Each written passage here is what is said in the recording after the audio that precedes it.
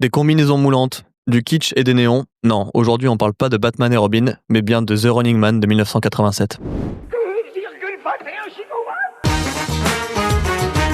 Ne jamais croiser les ennemis. T'aimes bien les omelettes? Tiens, je te casse les œufs. Leblanc, c'est son nom, et c'est juste son prénom.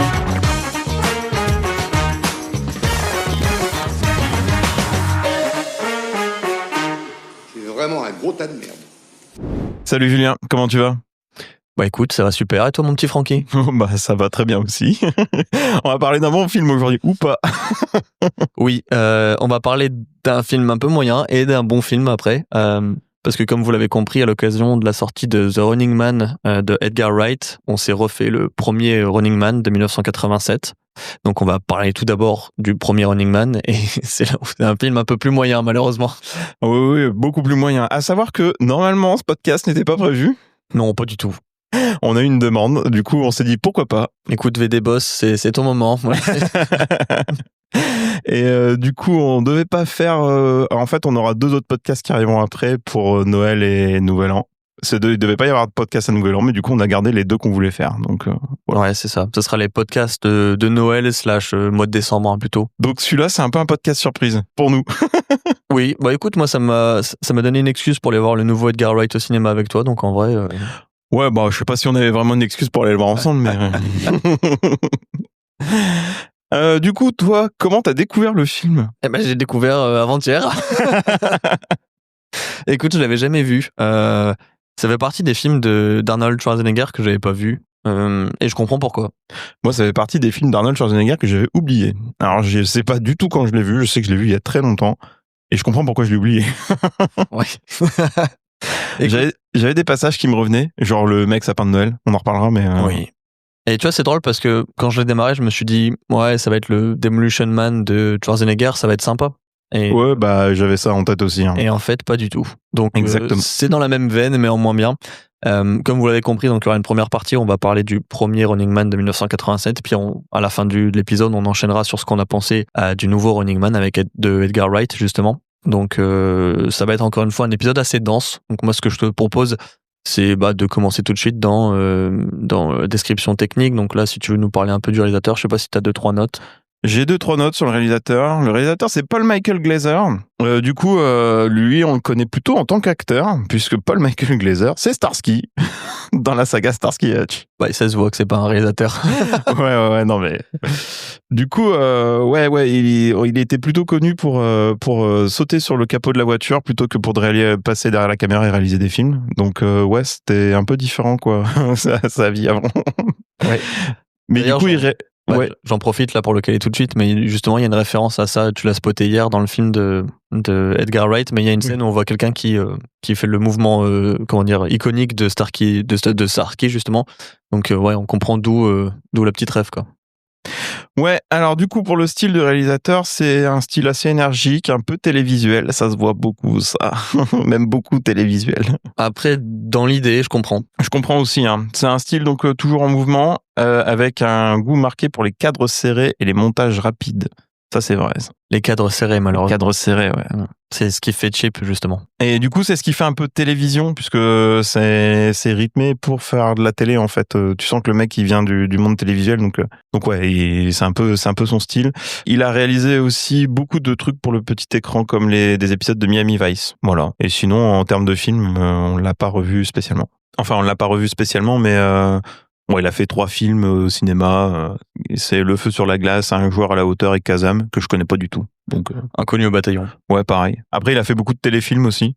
Et j'ai parlé de Miami Vice, mais c'est 2 flics à Miami en français, pour ceux qui savent pas. Il réalisera pas mal d'épisodes de New York 911, de Las Vegas, d'Esprit criminel. Donc ouais, c'est un mec qui est dans le télévisuel. Ouais. Pour la petite anecdote aussi, il est arrivé sur le tournage quasiment le premier jour. Parce qu'en fait, à la base, c'était Andrew Davis qui devait réaliser. Oui. Qui a été, je crois, remplacé en un jour de tournage, quoi. Très peu de préparation, pour pas dire pas de préparation du tout, quoi. Ouais, ça se voit sur pas mal de choses. De toute façon, ça sera le début d'un tournage assez chaotique à cause de ça. Ouais, ça se sent. Parce que lui, il reprend le flambeau à la va-vite, il a aucune préparation et il doit boucler le tournage dans un temps record. Donc tu sens un peu le bordel arriver, quoi. Bonne ambiance. Ouais. Certains membres de l'équipe disent que Glazer découvrait parfois les décors le matin même du tournage. Ok. Donc, voilà l'ambiance. Et Schwarzenegger ne pouvait pas le voir, a priori. Il n'a pas du tout aimé le réalisateur.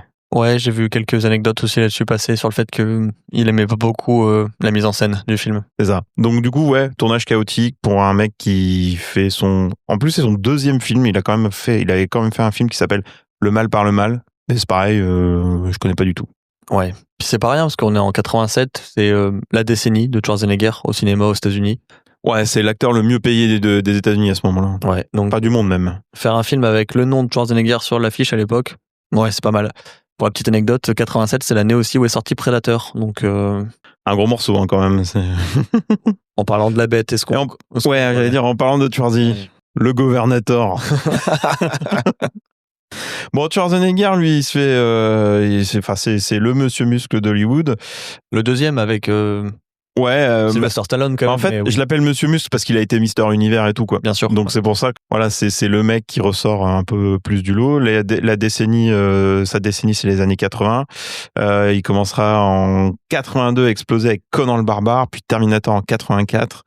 Et puis il fera aussi Commando, Predator, Total Recall en 94 ou 93. Il fait True Lies de James Cameron, avec Jamie Lee Curtis. Celui-là, il est exceptionnel. Moi, j'adore True Lies. Et j'ai plein de choses à dire sur ce film. De toute façon, t'as dit James Cameron, c'était bon, c'était dans la poche, quoi. Ouais, mais moi j'adore True Lies. Je pense que c'est un des meilleurs films de Schwarzy à mes yeux. Imagine, parce qu'il a fait beaucoup de films avec James Cameron. Imagine, c'est lui qui aurait pris le rôle de DiCaprio dans Titanic. C'est exceptionnel. Ou Jack Sully dans Avatar. Exceptionnel. Mais ouais, du coup, oui, il fera aussi Last Action Hero que j'aime beaucoup. Oui, j'ai découvert cette année grâce au conseil de Clément justement. C'est un film de John McTiernan. J'aime beaucoup ce réalisateur aussi. Et du coup, ouais, c'est sa décennie. Et puis un peu plus tard, en 2003, il deviendra gouverneur de la Californie jusqu'en 2011. Et il reprendra. Ça. Ouais, ça c'est quand même dingue. Bah, il a fait c'est Nixon, hein, Nixon qui était acteur. Ouais. Non, c'est pas Nixon. Non, c'était Reagan. C'est Reagan, pardon, oui. Il a fait une Reagan. Qui était acteur de western, effectivement. Ouais. Bah, dans une moindre mesure, Trump était acteur dans la WWE et puis dans son émission de télé You're Fired. Ouais, bon, après, donc aussi. Le mec, c'est un acteur tout le temps, Trump, mais bon, après. Mais du coup, ouais, il sera gouverneur et il reprendra sa carrière d'acteur juste après. Il fera pas que des bons films sur sa deuxième partie de carrière. Ouais, t'as oublié un... Oui, non, c'est vrai. Mais quand même, il y a des beaux morceaux dans sa carrière. T'as oublié de parler d'un film que j'adore aussi, qui est La course aux jouets. Ah oui, c'est vrai. Moi, j'adore aussi ce film. Vous qui faites vos cadeaux de Noël en ce moment. Il y a un truc avec Schwarzy, c'est que c'est à la fois Monsieur Muscle d'Hollywood, mais aussi il a un timing comique et il a fait quelques films comiques vraiment bien. Ouais, qui sont superbes. Oui. On en reparlera plus tard, un de ces quatre. Mais là, je voulais axer plutôt sur son... Côté action. Ouais, côté action, parce que c'est ce qui est mis en valeur avec ce film, quoi. Bah, dans ce film-là, de toute façon, il joue au Monsieur Muscle dans un futur dystopique. Hein. En vrai, c'est ça. Hein. Ouais, bah il a le même rôle que Stallone dans Demolition Man, un peu. Oui, sauf que c'est un homme du temps actuel. Donc c'est pas à l'inverse de Demolition Man où ils ont l'intelligence de faire revenir un homme du passé qui comprend pas le futur dans lequel il vit. Oui. Mais c'est un peu le Monsieur Muscle. Oui. Il a pas les mêmes méthodes que tout le monde et dès qu'on fait chier, il tabasse tout le monde, quoi. Oui, c'est vrai. Bah écoute, on va passer à la suite. Ouais, il y a pas grand chose moi dans le casting. Il y a plein de gens en fait que j'ai jamais revus ailleurs. Ouais, moi non plus. On peut commencer par le deuxième rôle. Je pense que vraiment le vrai deuxième rôle au final c'est Damon Killian. Ouais, c'est Richard Dawson qui joue le rôle de Damon Killian, le présentateur télévisuel. Méta. Horrible. C'est un vrai présentateur télé. Mais il est horrible. Ouais, mais il est superbe. Ouais, il le joue très bien. Hein. Bah, d'ailleurs, il était très réaliste dans son rôle. Il est même terrifiant de réalisme. Il est très cynique. Il était taillé sur mesure pour Richard Dawson, ce rôle-là. Ouais. Puisqu'il était un vrai présentateur télé. Ouais, d'une émission qui était l'équivalent de Une famille en or, pour ceux qui connaissent un peu. Une émission de télé américaine qui cartonnait, quoi, en gros. Ouais, sur le tournage, il insistait pour que personne ne lui parle avant 10h du matin. Il a exigé que son café soit exactement à la bonne température. Ok. Donc ouais, c'est le présentateur vedette, quoi. Enfin, c'est la star. Il joue exactement ce personnage-là dans le film, quoi.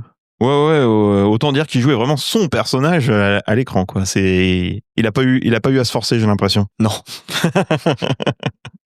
Mais c'est vrai qu'il vole littéralement le film, je trouve. C'est lui, l'acteur le plus impressionnant du film, étonnamment. Bah, c'est lui qui relève tout le film, parce que Schwarzy, à part 2-3 trucs, je trouve qu'il cabotine pas mal. Ouais, clairement. On s'en fout, tu vois qu'il s'en fout un peu du film, quoi. Ouais, puis tu vois qu'il est pas convaincu par les décors et en même temps je comprends. Ouais, bah les décors on en reparlera, Dans mais la DA, phase finale elle est compliquée, quoi. Troisième rôle, moi j'ai Maria Conchita Alonso. Qui joue le rôle de Amber Mendes, ouais. Ouais, alors en français, il l'appelle pas Ambera. Honnêtement, c'est une des critiques que je pourrais faire au film, et c'est là où je vois que j'ai eu du mal à accrocher, parce que j'ai du mal à retenir les prénoms de tout le monde. Ouais, c'est compliqué la version française. Donc déjà, on peut le dire, la version française n'a pas la vraie voix de Schwarzy. La VF est catastrophique. C'est horrible. La VF, elle est horrible. Pour le coup, je trouve que c'est une des pires VF de ces années-là, je pense. Ouais, honnêtement, franchement, j'ai trouvé ça affreux. Ouais, non, elle est horrible, la VF. Du coup, Maria Conchita Alonso, elle est née à Cuba et élevée au Venezuela. Avant d'être une actrice, c'était une chanteuse pop et une reine de beauté. C'était Miss Teenager of the World en 1971. Elle est finaliste de Miss Univers, puis vedette musicale dans toute l'Amérique latine. Oui, puis c'est une chanteuse aussi, de ce que j'ai vu, en Amérique latine. Assez reconnue, mais... Ouais. Bah après, voilà. On n'a pas la culture de l'Amérique latine, quoi. Son premier rôle marquant, elle le décroche dans Moscow on the Hudson en 1984 avec Robin Williams. Oh, quand même. Ah oui, d'accord. Ouais. Et bah alors je connais pas ce film avec Mais Robin moi non Williams. plus. Pourtant j'ai vu beaucoup de trucs de Robin Williams, mais je savais pas qu'il avait joué un truc comme ça. À Predator Hollywood, 2. comment? Ah, j'allais dire, je pensais que tu t'allais dire notre rôle qu'il a fait, mais forcément. Ouais, j'allais dire à Hollywood, elle est remarquée quand même puisqu'elle enchaîne avec Predator 2 en 90 et Colors en 88 avec Dennis Hopper. Colors, qui est un super film. Jamais vu. C'est avec Sean Penn, je crois. Ah oui, d'accord. On On a vu récemment dans comment ça s'appelle, Une bataille après l'autre. Ouais. Alors moi, dimanche là, j'ai revu Mystic River. Et en fait, juste après, il y avait un documentaire sur Sean Penn que j'ai adoré. Le documentaire est exceptionnel sur Arte. Mais du coup, ouais, elle a joué dans Colors avec Sean Penn. Donc, elle a pas joué avec des manches. Donc ça, elle se fait vite repérer, quoi. Du coup, on la verra pas forcément beaucoup plus après. Elle a fait pas mal de trucs dans les années 80 et je pense que Hollywood l'a un peu dégoûtée. Elle s'est un peu barrée, quoi. Elle s'est un peu mise en retrait. Honnêtement, dans le film, encore une fois, au final, elle a un rôle important dans l'intrigue. Ouais. Mais son personnage est ultra mal écrit, encore une fois, quoi. Bah, c'est la manière dont le personnage il arrive, c'est un peu compliqué, quoi. Bah, c'est un peu le syndrome de Stockholm, ce personnage. Mais je suis désolé, mais attends, il y a un vrai problème avec son personnage, hein. Oui. Parce que la première fois qu'on la voit, elle fait du sport en nuisette, quoi. Ouais, bon, ça c'est les années 80. Hein. Ouais, enfin bon, après, Schwarzy, il lance libar à ce moment-là. Ouais. Mais... Schwarzy, on dirait qu'il a toujours mis de l'huile sur son corps et il brille tout le temps, donc bon, c'est un peu... On est dans cette ambiance-là. Hein. Autre acteur principal du film, c'est Yaphet Kotto, qui est le colosse discret du cinéma américain. Du coup, c'est un acteur qui est né à New York en 1939. Ouais, ça a été compliqué. Un grand saut. Il fait pas mal de second rôle. Il explose avec Live and Let Die en 1973, qui est son premier, où il joue le premier grand méchant noir d'un James Bond. Donc c'est avec Roger Moore. Donc c'est pas n'importe quoi. Le mec a joué quand même dans James Bond. Oui, puis dans le premier Alien aussi, en 79. Hein. Voilà, il a joué dans Alien. Il jouera dans Midnight Run en 88, pardon. Brubaker avec Robert Redford, et il jouera dans Blue Collar aussi de Paul Schrader. Donc ça va, le mec, il a quand même des bons films. Ouais, il joue le rôle de... Alors, je n'avais même pas le nom, mais c'était Laughlin. Ouais, c'est Laughlin. En vrai, c'est le pote de résistance de Schwarzy. Il a 4 répliques, quoi, en vrai, à tout casser dans le film. Bon, c'est lui qui en a le plus, hein. Je crois que Vice, il en a un peu moins. Ouais, c'est déjà pas ouf. Hein. D'ailleurs, dans le dernier film, ils reprennent le rôle de Laughlin. Ouais. Qui est maintenant une femme. Et en fait, elle sert à rien. Elle a 3 répliques dans le film et elle sert à que dalle. Je comprends pas ce qu'ils ont fait avec ce perso. Mais... Ils ont aucune interaction entre les personnages. C'est surtout ça. Bah ouais. Et je pensais revoir le rôle de Vice aussi dans le nouveau, mais pas du tout, quoi. Après, voilà.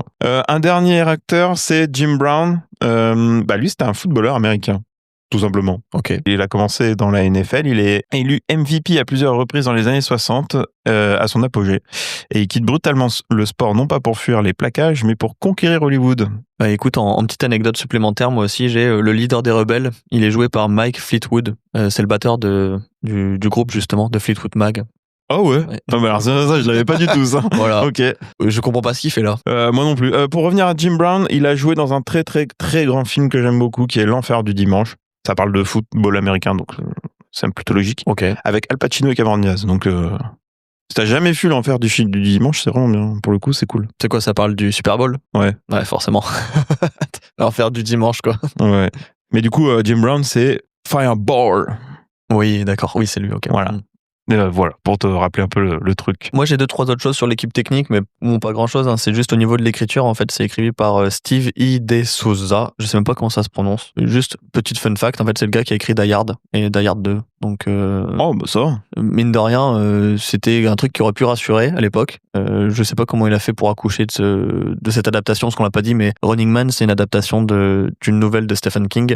Il l'a écrite sous un nom d'emprunt qui est Richard Bachman, je crois. Ouais, comme Marche ou crève qui est sorti au cinéma cette année. Bah, de toute façon, c'est l'année de Stephen King. C'est quoi, la 3e adaptation cette année déjà? Bah du coup, il y a The Running Man qu'on a vu au ciné, il y a eu Marche ou crève et il y a la série il y a eu la série Welcome to Derry, mais c'est déjà un dérivé, donc c'est plus son histoire, quoi. Non, mais je croyais qu'il y avait un autre film, mais j'ai oublié. Il y a un autre truc, c'est sûr.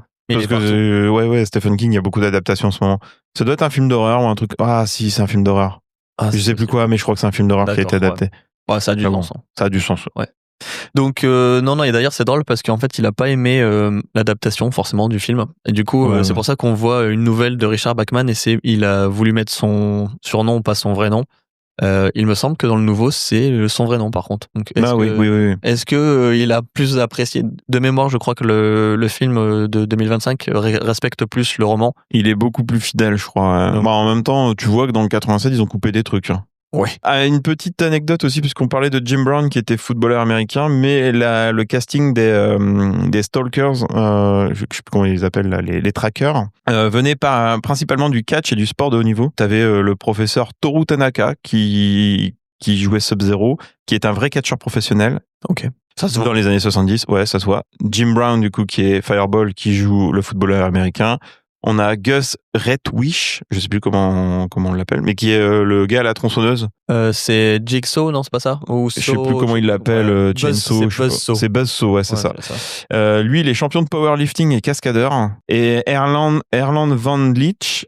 Erland Van Leech, j'arrive pas à le dire. C'est Dynamo, le mec, l'homme sapin de Noël. D'accord. Qui était chanteur d'opéra de son côté, donc on comprend un peu pourquoi il chante en opéra. Ok, d'accord. L'opéra dans le film, quoi. Ça, c'était what the fuck. C'est le pire personnage du film. Ouais, je pense que c'est le pire. Ouais. Ok. Voilà.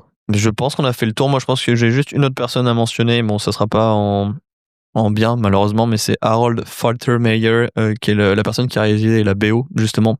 Il a fait la BO de Top Gun, de Beverly Hills Cop et de pas mal de choses, et je trouve la BO catastrophique dans le film. Ah, elle est nulle à chier, la BO. J'ai rien retenu de la musique. Le thème, il y a un thème principal, il est insipide. Ah ouais, non, mais... En plus, il colle pas du tout avec l'ambiance du film. Ah, puis ça fait... musique de film érotique des années 80. Ouais, ça va pas du tout. Ça va très bien quand Schwarzy il est en slibard, quoi, mais... Les costumes, c'est Robert Fletcher, c'est un mec qui travaillait beaucoup pour Star Trek. Ça peut se sentir du coup du côté télé un peu cheapos. Ouais, on le voit. Ouais, bah c'est ça. Ça se voit tout de suite. Donc j'ai pas grand chose de plus à rajouter. Je pense qu'on va pouvoir démarrer dans le film directement si ça te va, parce qu'aujourd'hui on n'a pas de bière du jour, parce que hier on était au ciné, on a déjà bu une bière. Ouais, pas tous les soirs quand même. Ouais. On va se calmer un peu. Donc si t'as rien de plus à rajouter, je pense qu'on peut démarrer dans le film. Eh ben allons-y. Allons-y gaiement.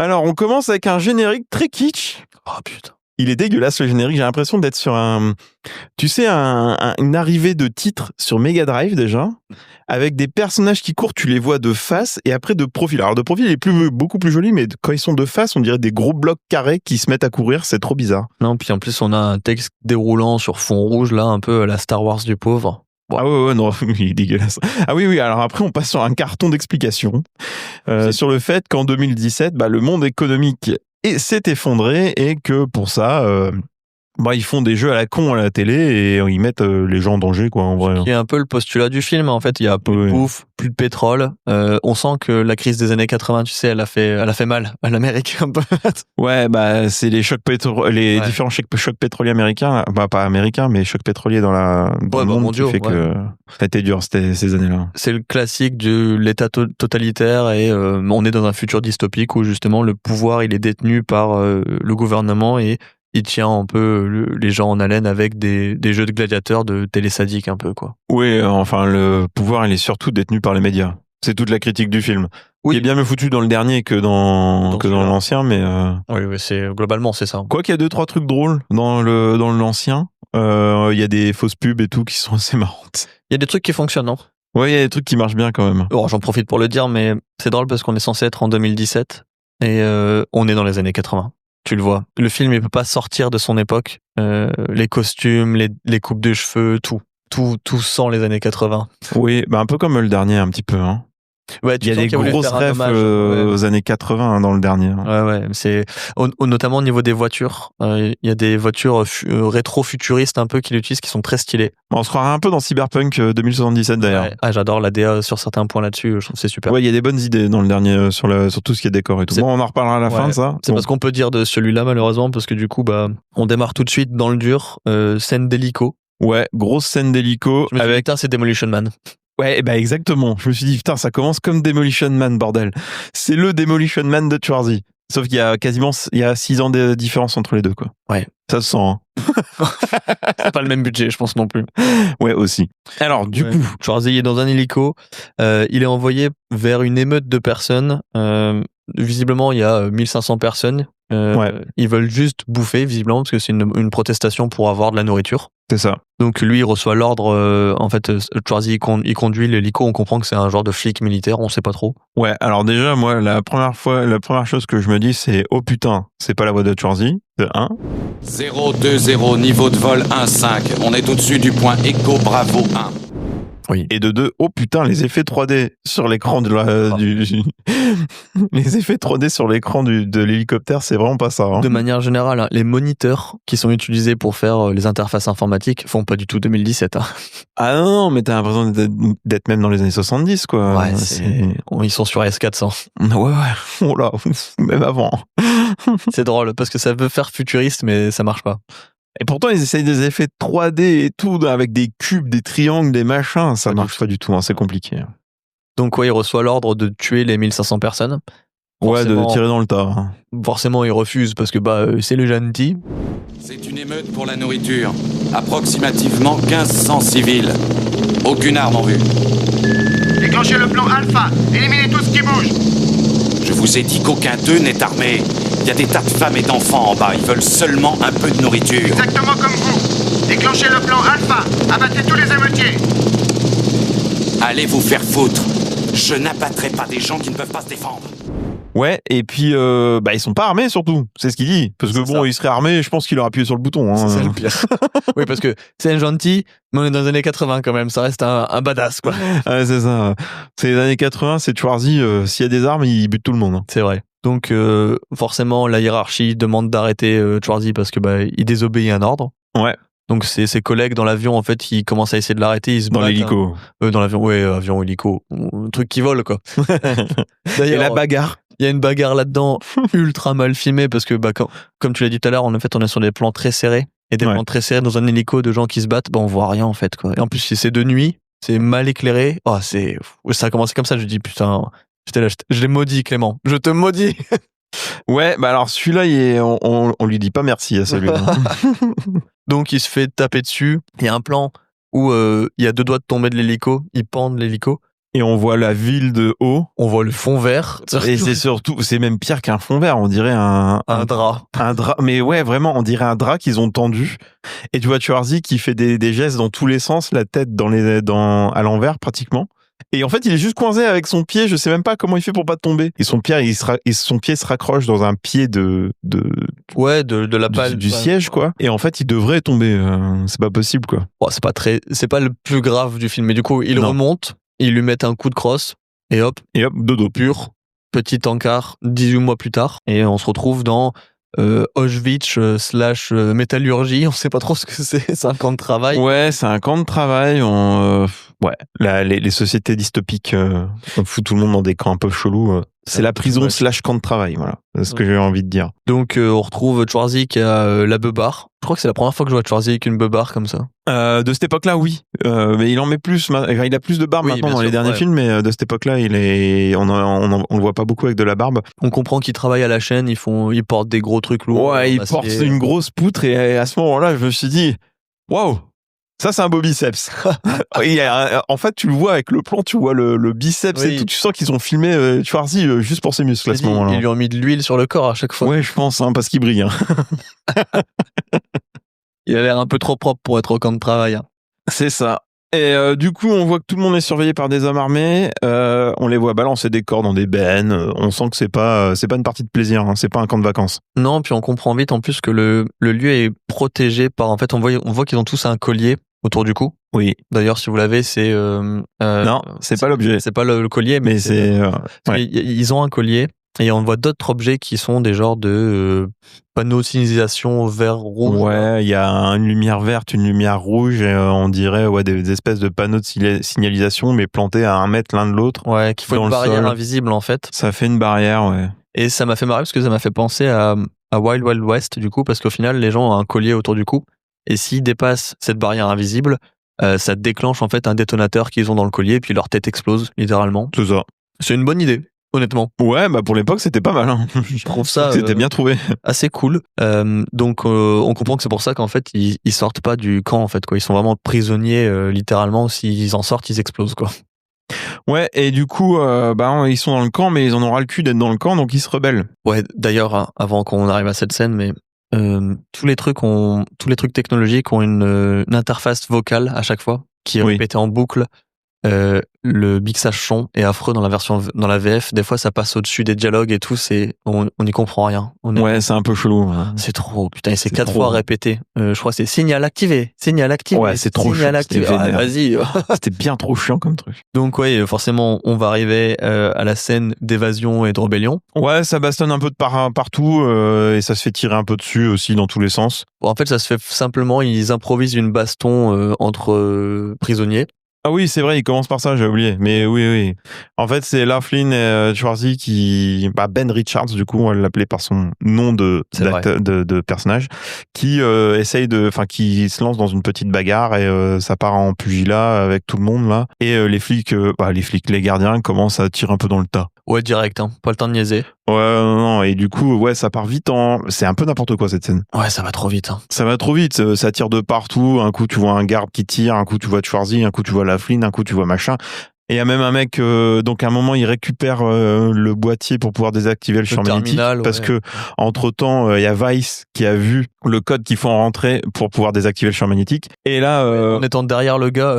en étant derrière le gars, genre Je me suis dit... Le mot de passe, ils ont pas mis des étoiles quand t'écris. Laisse en dur. Ouais, tu vois tout le mot de passe. Erreur de front-end basique. Il a oublié de mettre un champ password.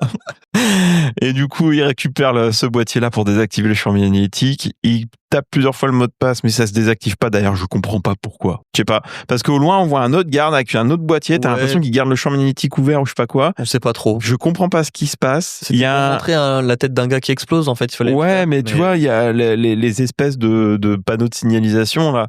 Et à un moment, t'as l'impression qu'ils passent en rouge, genre ils sont désactivés, mais en fait, le mec court et sa tête explose quand même. J'ai rien compris à cette scène. Je comprends pas ce qui se passe. Bon, du coup, ils arrivent à un moment donné à activer désactiver la barrière invisible. Et forcément, ils arrivent à s'évader et coupure. Ouais. Juste avant, dans la bagarre, un moment, Ben Richards, il chope un garde, il le prend, il le soulève. C'est Schwarzy quand même, il le soulève bien haut, il fait... On fait l'avion. Il y a des répliques, je les comprends pas, mais... On va pouvoir en mettre beaucoup plus que l'épisode précédent, parce que c'est vrai qu'il n'y avait pas beaucoup de répliques dans Insaisissable. Non. Mais là, en fait, à chaque fois que Schwarzenegger va exécuter quelqu'un, il va faire une réplique après. À chaque fois. Oui. Il a une punchline à chaque fois qu'il tue C'est quelqu'un. la punchline à chaque fois de... Et elles sont drôles, souvent. Honnêtement. Ouais, moi j'aime bien. Hein. Après, c'est le style très années 80. Hein. On fait une punchline à chaque fois. T'as la même chose dans Demolition Man. Ça m'a fait penser à Marvel, du coup. Je me suis dit... Bon, du coup, ouais, coupure. Et on passe sur un plan de la ville. Et c'est Los Angeles. Oh, comme Demolition Man. Ouais, sauf que là, c'est plus ambiance Blade Runner, quand même. Ouais. Ça m'a fait penser plus à Blade Runner. D'ailleurs, c'est l'image difficile. Donc, c'est un gros plan de la ville. Mais en fait, c'est drôle parce que dans les énigmes. Demolition Man est un positive Oui. dystopique punk. Enfin, c'est une société quand même où tout va mieux. Là, tu vois que tout est pire quand même. Ouais, c'est bien pire. Hein. C'est beaucoup plus pessimiste sur le futur. Hein. Ouais, tu sais, le futur de Demolition Man faisait un peu quand même paradis technologique, mais avec des dérives autoritaires. Là, on est sur un... Bon, il y a tellement une dérive autoritaire qu'il y a une meuf qui dit à la télé... Que les enfants n'oublient pas que le mois d'octobre est le mois des primes de recrutement. La prime sera doublée pour tous ceux qui dénonceront un membre de leur famille. ICN. Ouais, il y a une Là, ambiance de délation dans ce film-là aussi qui est sympa quand même. Ouais. Très très sympa. Qui sera beaucoup plus utilisé dans le nouveau d'ailleurs. On aura le temps de... Ouais, on en reparlera dans le nouveau. Et du coup, on voit Ben Richards et ses compatriotes déguisés, déambuler dans un bidonville. Ouais. C'est bidonville de Los Angeles. Ça n'a pas changé, hein. Ça existe toujours. Du coup, la télé parle du Running Man. Là, c'est l'émission de télé de Tchekhov. Ouais. C'est un foreshadowing un peu forcé. Hein. Très forcé, ouais. Il y a un type qui les interpelle dehors en mode psst, psst, t'en veux? Ouais. En fait, c'est un pote de Laughlin. Tu ne prends pas de bâton de la mort. C'est un pote de Laughlin et du coup, ils se font un check et on coupure et on se retrouve dans une salle. Sur Ben Richards, ils sont dans une salle où il y a un vieux là. Ouais, en fait, on comprend que c'est des résistants du gouvernement. C'est un spécialiste en techno qui leur enlève du coup les colliers qu'ils ont encore autour du cou avec une charge explosive. Donc pour le coup, ça c'est sympa. Et on comprend qu'il y a une petite tension parce que ils apprécient pas beaucoup Ben Richards. Ouais. Parce qu'en fait, c'est Laughlin qui est un des résistants qui a ramené Ben Richards avec eux. On comprend que on sait déjà que c'est un ancien flic / militaire, donc on sait qu'il est pas très bien vu, mais on sent qu'il y a quelque chose de plus. Ouais, parce qu'ils disent qu'il a mis leur pote en prison, machin, tout ça. Donc, ouais, puis il le surnomme le boucher de Bakersfield. Tu dis, oula, il s'est passé quelque chose. On a loupé un épisode. Ouais, on sait pas trop ce qui s'est passé entre temps, mais on va le savoir bientôt. Tu es un des flics qui ont fait enfermer mes amis et brûler toutes mes chansons. Vous avez transformé ce pays en une grande prison. Il n'est pas question de le descendre. C'est un flic, c'est le boucher de Bakersfield. Écoute, Mick, il faut savoir faire la part des choses, c'est leur propagande. Nous, on sait rien. Ce qu'on sait, c'est qu'on ne serait pas là s'ils ne nous avaient pas aidés. Moi, ce que je sais, c'est qu'il n'est pas un des nôtres. Seulement maintenant, il en a peut-être trop vu. Du coup, ça parlote à ce moment-là. T'as Ben Richards qui est avec son énorme barreau de chaise en train de fumer. Ah, moi, il y a une réplique qu'il a dit là qui m'a fait très marrer. Il n'y a pas plus années 80 que ça, mais je crois qu'il dit « C'est pas une bande d'intellos qui va faire la révolution !» J'en ai trop vu, hein. Tout ce que je vois, c'est une bande d'intellectuels de pacotille qui croient qu'ils vont tout changer avec des rêves et des discours. Maintenant, c'est trop tard. Si vous n'êtes pas prêt à passer aux actes, épargnez-moi vos salades et fermez-la. C'est vrai, je l'ai pas noté celle-là. Oh là là là. Elle est belle celle-là. Et avec son gros cigare justement dans la bouche. Avec son gros cigare dans la bouche, ça fait très Predator, je trouve, à ce moment-là. Et du coup, le mec lui enlève quand même, malgré toute la conversation et tout, lui enlève quand même le collier et il lui dit « Ce serait quand même trop bête de perdre la tête pour un rien, non ?» J'aime bien. Une liste de répliques quand même. Ouais, les répliques elles sont sympas. On coupe vite. Là, ça va aller très vite. Hein. C'est vite coupé et en fait on a rien sur les résistants. On s'en fout un peu à ce moment-là. C'est un décor. C'est un décor et il y a même en fait tu vois juste un truc, c'est que le mec qui enlève les colliers, il les balance dans un trou et ça explose quand même. Donc voilà, c'est pas inoffensif leur truc. De toute façon, on avait déjà vu la tête exploser, donc on le savait bien. Du coup, repassage sur le bidonville, mais 2 jours cette fois-ci. On voit un camion arriver et embarquer des gens.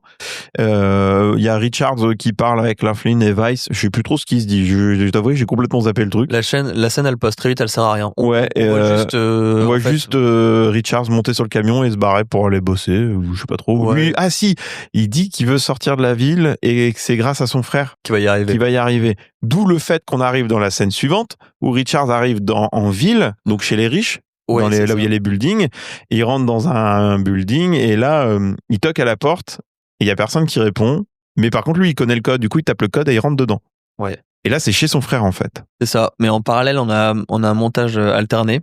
En fait, oui, c'est vrai. Parce qu'on a aussi la présentation du coup de Killian, le présentateur fils de pute. On va l'appeler comme ça. Oui, en même temps, il a des répliques bien vénères lui aussi. Hein. Il arrive dans une limousine rouge avec un public qui l'attend, qui l'acclame. On comprend tout de suite que c'est une personne appréciée du grand public. Quand la limousine rouge elle arrive à l'endroit là, ouais. J'avais l'impression de voir Pyongyang. Ouais, c'est l'idée. Hein. J'ai l'impression que c'était la Corée du Nord, quoi. Ou Cyril Hanouna. Ouais, bon. C'est pas la même ref. Et du coup, il arrive dans son building, il se fait accueillir par sa secrétaire, enfin le classique, et au moment où il va vers l'ascenseur, t'as un mec qui passe le balai. Ouais, il tape dedans sans faire exprès. Et du coup, il le regarde, il dit non mais vous inquiétez pas monsieur, vous faites du bon boulot et tout. Ouais, vous faites un travail extraordinaire, machin, tout ça. Il rentre dans l'ascenseur. Et il lui dit... Brenda, si jamais je revois cette espèce d'abruti demain matin, c'est toi qui feras son boulot pour toute la semaine. On y va, oui ou merde? Ouais, je crois qu'il dit virez-moi ce connard, tu dis wow. T'es là, tu fais putain, le mec il a 2 visages quoi. Bah c'est ça qui est drôle, c'est ça qui est bien foutu, et c'est étonnant qu'un mec comme lui qui était vraiment du coup présentateur ait accepté de faire ce rôle. Oui. Parce que ça montre aussi à quel point les gens derrière une caméra ne sont pas les mêmes qu'une fois qu'ils sont dans un cadre un peu plus privé quoi. Ah bah complètement hein. Mais... Donc ouais, c'est étonnant. C'est étonnant, mais en vrai c'est une bonne idée. Donc, je trouve. Ouais, clairement. Donc on retrouve du coup Killian qui rentre dans l'appartement. Non, pas Killian. Killian Richards. Je vais y arriver. On retrouve Richards qui rentre dans l'appartement du coup après avoir tapé le code. Ouais. Il trouve une petite musette. Il fait dis donc, il a dû s'amuser mon frère. Hein. Bah, on comprend pas trop. Au début je me dis mais qu'est-ce qu'il fout en fait. Bah moi j'avais compris qu'il allait chez son frère en fait parce que quand il toque il dit Edward et j'avais un peu compris que c'était chez son frère à ce moment-là. Surtout qu'en plus il arrive dans la tour ICS où justement Killian est arrivé, ils sont dans la même tour à peu près. Ouais, j'ai pas fait gaffe ça. Si c'est la tour de la chaîne parce qu'en fait c'est-à-dire que son frère il travaille à ICS. Bah ouais, on sait pas trop. C'est chelou quand même. Donc bon, déjà les gars ils habitent sur leur lieu de travail, quel enfer. Oh ouais, putain horrible. T'imagines habiter à la Défense là? Oh wow. Non, pas du tout. Et donc, bah, à la place forcément de son frère, il va tomber sur le personnage féminin du film, Amber Mendes, qui vit là, visiblement. D'ailleurs, quand elle arrive chez elle, elle voit pas trop Schwarzy. Lui, je sais pas, il prend une douche ou je sais pas quoi. Et elle commence à se déshabiller, tout ça. Elle allume la télé et on voit, je sais plus comment il s'appelle là, parce que c'est un des trackers. Mr. Freedom, je crois, Dr. Freedom. Ouais, c'est le numéro 1, quoi. Ouais, c'est le numéro 1 des trackers. Et en fait, il fait une émission de gym avec des femmes qui font de la gym derrière un peu. C'est très années 80, ça. Ouais, c'est ça. Tu fais pas plus années 80 que ça. Ouais. Et lui, c'est l'homme musclé avec toutes les meufs en combinaison moulante derrière, en train de danser, là, en train de faire de la gym. Enfin bref. Donc elle allume ça, puis elle se met à faire son sport en nuisette. Bon, pourquoi? T'es chez toi, pourquoi pas, hein. C'est pas hyper pratique. Ouais, tu me diras, regarde, dans les années 80, elles étaient en legging avec un string au-dessus du legging. Ouais. Après, le legging est sûrement plus pratique, qu'une nuisette qui vole dans tous les sens. Mais après, ouais, je sais pas. Bah après, c'était vraiment pour montrer une meuf en petite tenue, quoi. Oui, bah bien sûr. Bon, après, elle fait ses abdos et à un moment, elle s'allonge et paf, elle voit les pieds de Schwarzy et Schwarzy lui met une main sur la bouche en mode va falloir que tu te taises parce que je sais pas qui t'es. Ouais, mais surtout on l'a pas dit, mais pendant qu'elle faisait son sport, il y a une coupure de programme pour expliquer que justement Ben Richards a réussi à s'évader, oui, et que le boucher des Bakersfield est recherché, quoi. Donc il est présenté comme un dangereux criminel. Donc forcément, quand elle le voit, bah elle se chie dessus. Ah oui, et du coup, on voit aussi que le Running Man cherche des nouveaux participants. À ce moment-là, il y a un passage derrière. En fait, on zappe directement sur Killian qui cherche des nouveaux participants pour le Running Man. Et il voit la vidéo de Ben Richards en train de s'échapper. Et là, il fait je le veux, lui. Je le veux dans mon émission. Il a l'air badass, il a l'air de tout défoncer, donc je le veux. Ouais, c'est ça, parce qu'en fait, en parallèle, on a ce montage alterné pendant la scène où il y a justement Amber et Ben Richards, et puis il y a Killian qui arrive dans son bureau. Il présente, du coup, au final, ils peuvent sélectionner du coup des criminels. Et ce qu'il explique, normalement, c'est qu'ils n'ont pas le droit de recevoir des criminels de guerre, donc des militaires et tout. Ouais. Mais vu qu'il est en cavale, c'est différent. On comprend pas trop pourquoi, mais... Ouais, on comprend pas trop pourquoi, et puis on voit que Killian a vraiment beaucoup de pouvoir, parce que il dit il faut l'arrêter, mais pour moi, quoi. Ouais, donc, c'est ça, il dit... il a vraiment beaucoup de pouvoir, ce mec. On sent qu'ils sont déjà un peu au-dessus du gouvernement. En parallèle, t'as Ben Richards qui explique qu'il, lui, veut récupérer en fait un laissez-passer. Ouais, il pique celui de la meuf. Il fouille un peu chez elle aussi pour voir ce qu'il y a, parce qu'il l'a attaché sur sa machine de sport. Et il tombe sur pas mal de choses interdites, de la musique et tout. Oui, parce qu'on nous explique que la musique est interdite. Il y a des bouquins qui sont interdits. Surtout qu'elle, en fait, elle a composé la musique de Running Man. C'est pour ça d'ailleurs qu'elle habite dans l'appartement d'ICS, parce qu'elle bosse pour la chaîne. Et donc, effectivement, elle a des musiques interdites, des livres interdits. C'est le classique, les riches respectent pas les règles que les pauvres doivent respecter. Ce qui est toujours d'actualité aussi, ma foi. Ouais. Et puis, il trouve de la thune aussi, en passant. Et il se dit, bah tiens, c'est ça que je cherchais, de la thune, un laissez-passer. On va pouvoir se barrer. Il cherche un peu un endroit aussi pour se barrer sur le PC. Waouh, putain, on est loin de Google Maps. Hein. Non, il cherche des billets d'avion, ouais. Et il va à un endroit chaud, parce qu'il dit, cette réplique que j'aime beaucoup, c'est pas en prison qu'on prend des couleurs. Bon, où est-ce qu'on pourrait aller? Dans un endroit chaud de préférence, j'aimerais bien refaire mon bronzage. C'est pas en prison qu'on prend des couleurs. Sympa. Donc il veut qu'elle vienne avec lui, il la force à venir avec lui du coup. Elle se demande pourquoi je ferais ça, et il la soulève du banc de sport, et il arrache le banc de sport qui était scellé au sol. Et là tu fais, waouh, ouais, costaud, le mec il est costaud quand même, hein. On va pas faire le con. Hein. Il la brise en deux s'il veut. C'est exactement ça. Donc ouais, on enchaîne sur la scène la plus ridicule du film, je trouve quand même. Ouais, la scène de l'aéroport. Ouais, exactement. La tentative de fuite à Hawaï avec l'arrestation foireuse. On voit qu'on est encore dans les années 80 parce que le contrôle à l'aéroport est pas aussi difficile qu'aujourd'hui. Ah ouais, non, mais il est tellement simple qu'il arrive à passer avec le même laissez-passer, quoi. Donc, ouais. Ils arrivent à passer à deux, en fait, avec le même laissez-passer. L'informatique pour les nuls. Hein. Ouais, c'est un peu ça. Et puis voilà l'image de la femme, parce qu'à un moment, il fait chercher des trucs dans le sac de la femme. Il fait, oh là là, elles font toujours de la merde dans leur sac. Là, tu fais, bah bravo, mec. Ça, il l'utilise exprès en mode comme plan de diversion. Donc, oui, c'est. Oui, bon. Oui, non, c'est la vision de la femme dans les années 80, quoi. Ah non, j'espère qu'il n'est pas encore dans ton sac. L'année dernière, c'est là qu'elle avait mis ma carte de crédit et on a passé la semaine à la chercher. Vous pourriez tenir ça une minute? Ça vous ennuie pas de vous dépêcher un peu? Nous, on a un avion à prendre. Bon, allez-y, passez, allez. Les gonzesses, c'est incroyable. Alors, on se dépêche. Elles font tout n'importe comment. Et en plus, le plan de Schwarzy, je le trouve ridicule à ce moment-là, parce que lui, il a mis sa petite chemise à fleurs.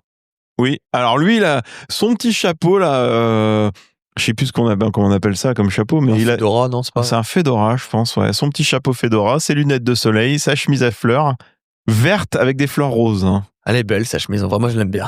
Ah, toi, je sais que t'aimes bien les chemises à fleurs, donc. Je l'aime bien, en vrai. En vrai, elle est stylée. Elle fait très années 80, mais elle est stylée. Elle est très rétro, je trouve. Ouais, puis il faut pouvoir la porter. Lui, il peut. Ah oui, bah oui. Voilà. Il a la carrure pour. Et donc, ouais, lui, son plan, c'est d'emmener la meuf qu'il a en otage. Pourquoi il a pas juste pris son laissez-passer, en fait? Moi, je comprends pas. Bah, il voulait pas qu'elle le dénonce, en fait. Bah, il suffisait de l'attacher. Et qu'il bloque le laissez-passer. Bah, ils auraient pu bloquer à distance le laissez-passer, tu vois. Ouais. Et il aurait pu se faire repérer. En fait, le but, c'est de l'emmener avec lui pour pas faire bloquer le laisser-passer. Puis après, il a lâché comme ça, une fois qu'il était barré, il la laisse ailleurs, quoi. Ah bon, ce qui devait arriver arriva. Heureusement que ça arrive d'ailleurs, parce que elle se met à crier dans l'aéroport. Ouais, elle lui écrase le pied, elle lui met un coup de poing dans les couilles, et puis elle se barre, et en criant... Au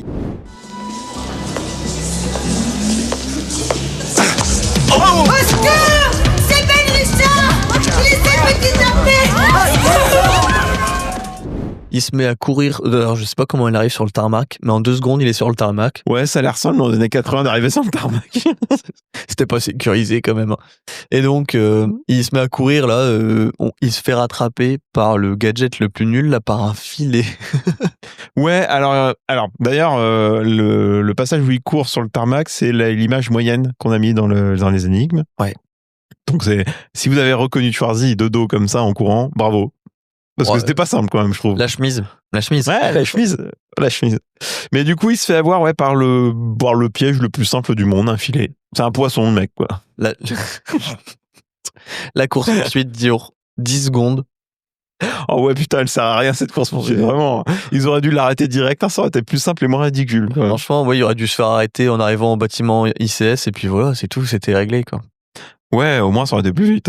Bon, on l'a pas dit, mais il y a un moment donné aussi où Amber dit à notre bon vieux Ben Richards qu'il le dégoûte et que c'est un criminel. Bon, on va voir qu'elle retournera sa veste plus tard parce que justement lui il lui explique que tout ce qui est dit sur lui c'est des conneries. Ouais, c'est ça. Et elle le croit pas à ce moment-là aussi. Oui, normal. Mais c'est normal, les gens croient ce qu'ils voient à la télé, donc... Justement, on va y arriver assez rapidement. Ouais, du coup, on retrouve Ben Richards dans une salle d'interrogatoire face à Killian, qui dit cette jolie phrase que j'aime beaucoup. Je vous ai déjà vu, oui. Le gros con de la télé, c'est vous. Comme c'est amusant, ça. J'allais dire la même chose de toi. Ambiance. Voilà, au moins tu sens que le mec, il pose ses couilles sur la table, quoi. Ouais, il y a Killian qui est derrière sa vitre, là, blindé, j'imagine. Et du coup, il lui demande de faire le Running Man. Il lui fait du chantage, parce qu'en fait, forcément, Ben Richards refuse. Et il explique aussi qu'il a capturé ses 2 autres comparses, donc Laughlin et Vice, je crois l'autre il s'appelle, c'est ça? C'est ça. Ouais. Et que si il y va pas, de toute façon, eux, ils vont mourir aussi. Donc autant y aller et qu'il les protège pour que tous les 3 survivent, finalement. Ouais, du coup, il craque pour les faire survivre. Assez facilement, mais en même temps, c'est tes potes de prison avec qui il a réussi à s'évader et tout, je comprends que il craque un peu, quoi. Pourquoi pas? Bah oui, c'est du chantage de base, quoi. Moi, je trouve qu'il y a quand même... Il a pas l'air, j'allais dire, juste avant que tu dises, il a pas l'air d'avoir de femme et d'enfant, comme dans le nouveau film. Ouais, donc, ouais, c'est là où ça aurait été plus facile à amener, mais pourquoi pas. Il y a un truc qui me fait marrer d'ailleurs dans ce film, c'est que je trouve que c'est un peu un mélange, je sais pas si t'as vu les 2 films, bon forcément Hunger Games tu as déjà vu, donc la comparaison est assez simple. Oui. C'est le Hunger Games de l'époque. Par contre, ça me fait beaucoup penser à la société de Equilibrium, tu sais, où ils ont pas le droit d'avoir certaines œuvres... Et c'est tout ce paradoxe d'un mélange d'Equilibrium et d'Hunger Games. Je me suis dit, c'est étonnant comme concept quand même. Ouais. Bah, c'est vrai que j'avais pas vu Equilibrium depuis longtemps, donc j'y ai pas pensé. Mais j'aime bien, moi, les katas au flingue. Moi, j'adore. Moi, je trouve ça génial. Un jour, on en parlera. Ouais, on va le faire celui-là. Hein. Il y a Christian Bale dedans. Donc, oui. Donc, il craque, il va faire le Running Man et il se retrouve dans un labo où il est allongé sur une table et on lui injecte des trucs dans tout. À quoi ça sert? Je sais pas. Et je me suis posé la question, je me suis dit, ça va resservir. Bah, moi, je me suis dit, est-ce qu'ils vont pas l'affaiblir dans les articulations pour pas qu'il court vite, Et en fait, non, ça fait sert à rien. Elle sert à rien, cette scène. Elle sert à que dalle, la scène. Ils mettent plein de trucs en intraveineuse, ils lui font mordre des trucs parce que ça fait très mal. Ouais, ils lui mettent des trucs entre les phalanges. Ouais, on comprend vraiment pas ce qui se passe. Il traite pour montrer qu'il traite comme un animal, quoi. Mais ouais, moi je me suis dit c'est sûrement pour le diminuer, pour pouvoir faire en sorte qu'il perde rapidement. Mais en fait, non. Après, il finit dans une salle où il le gaze et il dort. Ouais. En parallèle, t'as Amber qui est en PTSD chez elle. Elle regarde la télé. Et elle comprend qu'il y a un truc qui va pas parce que dans ce que dit la télé sur comment il s'est fait attraper, Ben Richards... Ouais, il y a des trucs qui vont pas. Ouais. C'est pas du tout comment ça s'est passé. Et donc elle comprend là que les médias, ils trafiquent des images. Non, sans déconner. C'est assez drôle parce que j'y ai pensé beaucoup de fois, mais tu vois, à l'époque, dans les années 80, générer des images comme ça, c'est impossible. Enfin, les effets spéciaux, ils sont à des années-lumière de ce qu'on a aujourd'hui. Oui. Tout ça, c'est un fantasme. Mais aujourd'hui... aujourd'hui, tu peux faire du deepfake, quoi. Ça se voit encore, mais on va réussir à y arriver vraiment à générer des images aussi rapidement et aussi réalistes. Ouais, ils vont très vite. Hein. Même dans le nouveau, ils font ça aussi. Ouais. Ils le font plusieurs fois et ils vont très très vite à générer ce genre d'images. Mais je trouve ça du coup très moderne parce que c'est vraiment un truc qui va nous arriver bientôt. Je pense quand même. Il faudra faire vraiment très attention à ce qu'on voit sur Internet. Je pense que là, le cinéma, il avait une belle vision. Alors, moi, je dis toujours que le cinéma science-fiction est toujours, jamais juste. En fait, dans ce qu'il dit, puisqu'il n'arrive pas à prédire l'avenir. Mais là, pour le coup, avec ce truc de deepfake, là... Ça marche bien, hein. Ça marche bien, ouais. Bah, surtout, moi, je me suis dit, à l'ère de l'IA aujourd'hui, je me suis dit, le film, là, il résonne bien, en fait. Bah, c'est ça. C'est pour ça que je trouvais que ça avait du sens de le ressortir, là, d'en refaire une version. Pourquoi pas, ouais. Du coup, après notre femme kidnappée, là, qui comprend pas ce qu'elle voit aux infos, on passe sur une pub de jeu débile. Ah oui. C'est la pub du mec qui grimpe avec de l'argent et il y a des chiens qui l'attendent en bas. Qui s'appelle Climb for Money, je crois. Ouais, c'est ça. Ouais. Et il y a des chiens, il y a 3 ou 4 chiens qui l'attendent en bas pour le bouffer, quoi. Oui, j'ai trouvé ça hilarant. C'est l'Amérique, la vraie. Et en vrai, je suis sûr que ça pourrait arriver aux États-Unis, mais. Ouais, non, honnêtement, oui. Je suis sûr mais tu dis aux États-Unis, mais même sur Internet, il y a des gens qui. Oui. Bah alors, d'ailleurs, juste un petit aparté, parce que en fait, le film montre un peu à quel point ou jusqu'où on peut aller, pour faire de l'argent quand on est dans la misère. Et ça m'a fait penser à l'épisode 1 de la dernière saison de Black Mirror. Ouais, le site, c'est Dummies, non? C'est pas ça? De bah, le site de streaming. Ouais, c'est le site de streaming, c'est Dummies, je crois. Ouais. Et en fait, bon, lui, ce qui se passe, c'est que sa femme a un problème, elle meurt, je crois. Et du coup, il va dans une boîte qui lui donne un abonnement pour qu'elle reste vivante, mais dans un rayon d'action très restreint. Oui, c'est vrai. Et au fur et à mesure, les abonnements sont de plus en plus chers. Bah, dis donc. Ça nous rappelle pas quelque chose, ça? Et comment dire? Et lui, il se met à faire des trucs un peu à la con sur Internet, en streaming. De là à aller jusqu'à s'arracher les dents, se coincer les couilles dans un piège à souris ou des trucs comme ça, je crois aussi. Ouais, boire sa pisse, des trucs comme ça. Donc, ouais, ça m'a fait penser à cet épisode-là. J'aime beaucoup l'épisode de Black Mirror, mais il est très cynique venant de Netflix, je trouve. C'est exactement ce que j'allais dire. Donc, je sais pas quoi en penser, en fait. Ouais. Mais voilà. Ouais, moi, ça m'a aussi fait penser à ce qui s'est passé avec ces Jean Portmanov, je crois, sur la plateforme. Ah oui, c'est vrai. Donc ça ressemble beaucoup à ça aussi, honnêtement. Ouais, c'est vrai. Quelque part, ça existe déjà un peu. Sauf que lui, il s'est fait carrément bully par des mecs qui avaient aucun scrupule. Là, dans Black Mirror, il le fait lui-même. Ouais, mais pas des gars qui payent derrière. Donc oui. C'est le principe est le même, honnêtement. C'est ça. Revenons à notre film, du coup. On a un agent artistique qui rentre dans la pièce et qui demande à Ben Richards de le suivre. Du coup, on passe un peu sur le show entre-temps, parce qu'on va être un peu coupé sur les scènes. Donc, sur le show, on a des femmes qui dansent sur de la musique pop des années 80. Elles ont des tenues d'années 80, des coupes c'est des justes corps, c'est des justes corps brillants, très moulants des années 80, quoi. La choré refait très Michael Jackson. On dirait un début de clip de Michael Jackson, tu vois. C'est vrai, j'avais pas pensé sur le coup, mais oui, c'est vrai. Donc, je m'attendais à ce qui arrive, honnêtement. Je me suis dit, putain, merde, il va arriver. Entre-temps, on voit un gros balèze arriver en voiture et se vanter d'être le tracker numéro 1. Il soulève même une moto pour montrer à quel point il est fort. Ouais. C'est notre Buzzman, là, le roi de la tronçonneuse. Qui est en catcheur blond platine. Ouais. Avec un espèce de truc moulant aussi. Tout est moulant dans ce film. D'où le fait qu'on avait dit que c'était pas Batman Forever. Hein. Et donc, en parlant de Batman Forever, justement, le plateau, je trouve très saturé de néon, futuriste. Oui. Ça fait le futur. Ouais, le futur, il est teinté de néon dans les films quand même. Hein. Ouais, dans les années 80, ça, oui. Ouais. Aujourd'hui, il est en mode Apple, c'est tout. Oui. On retrouve Amber avec une amie qui parle de Ben, justement, de ce qui s'est passé à l'aéroport, tout ça. Alors, ce discours est lunaire. Encore un requin t'es pas tué. Il aurait pu te violer et te tuer, ou te tuer et te violer après. Le conflit entre la chaîne et la victime sera... Un mec qui a cette gueule-là, rien ne doit l'arrêter, tu penses pas? Je l'ai pas vu en anglais, mais la voix en français, c'est... T'es là, tu fais « What ?»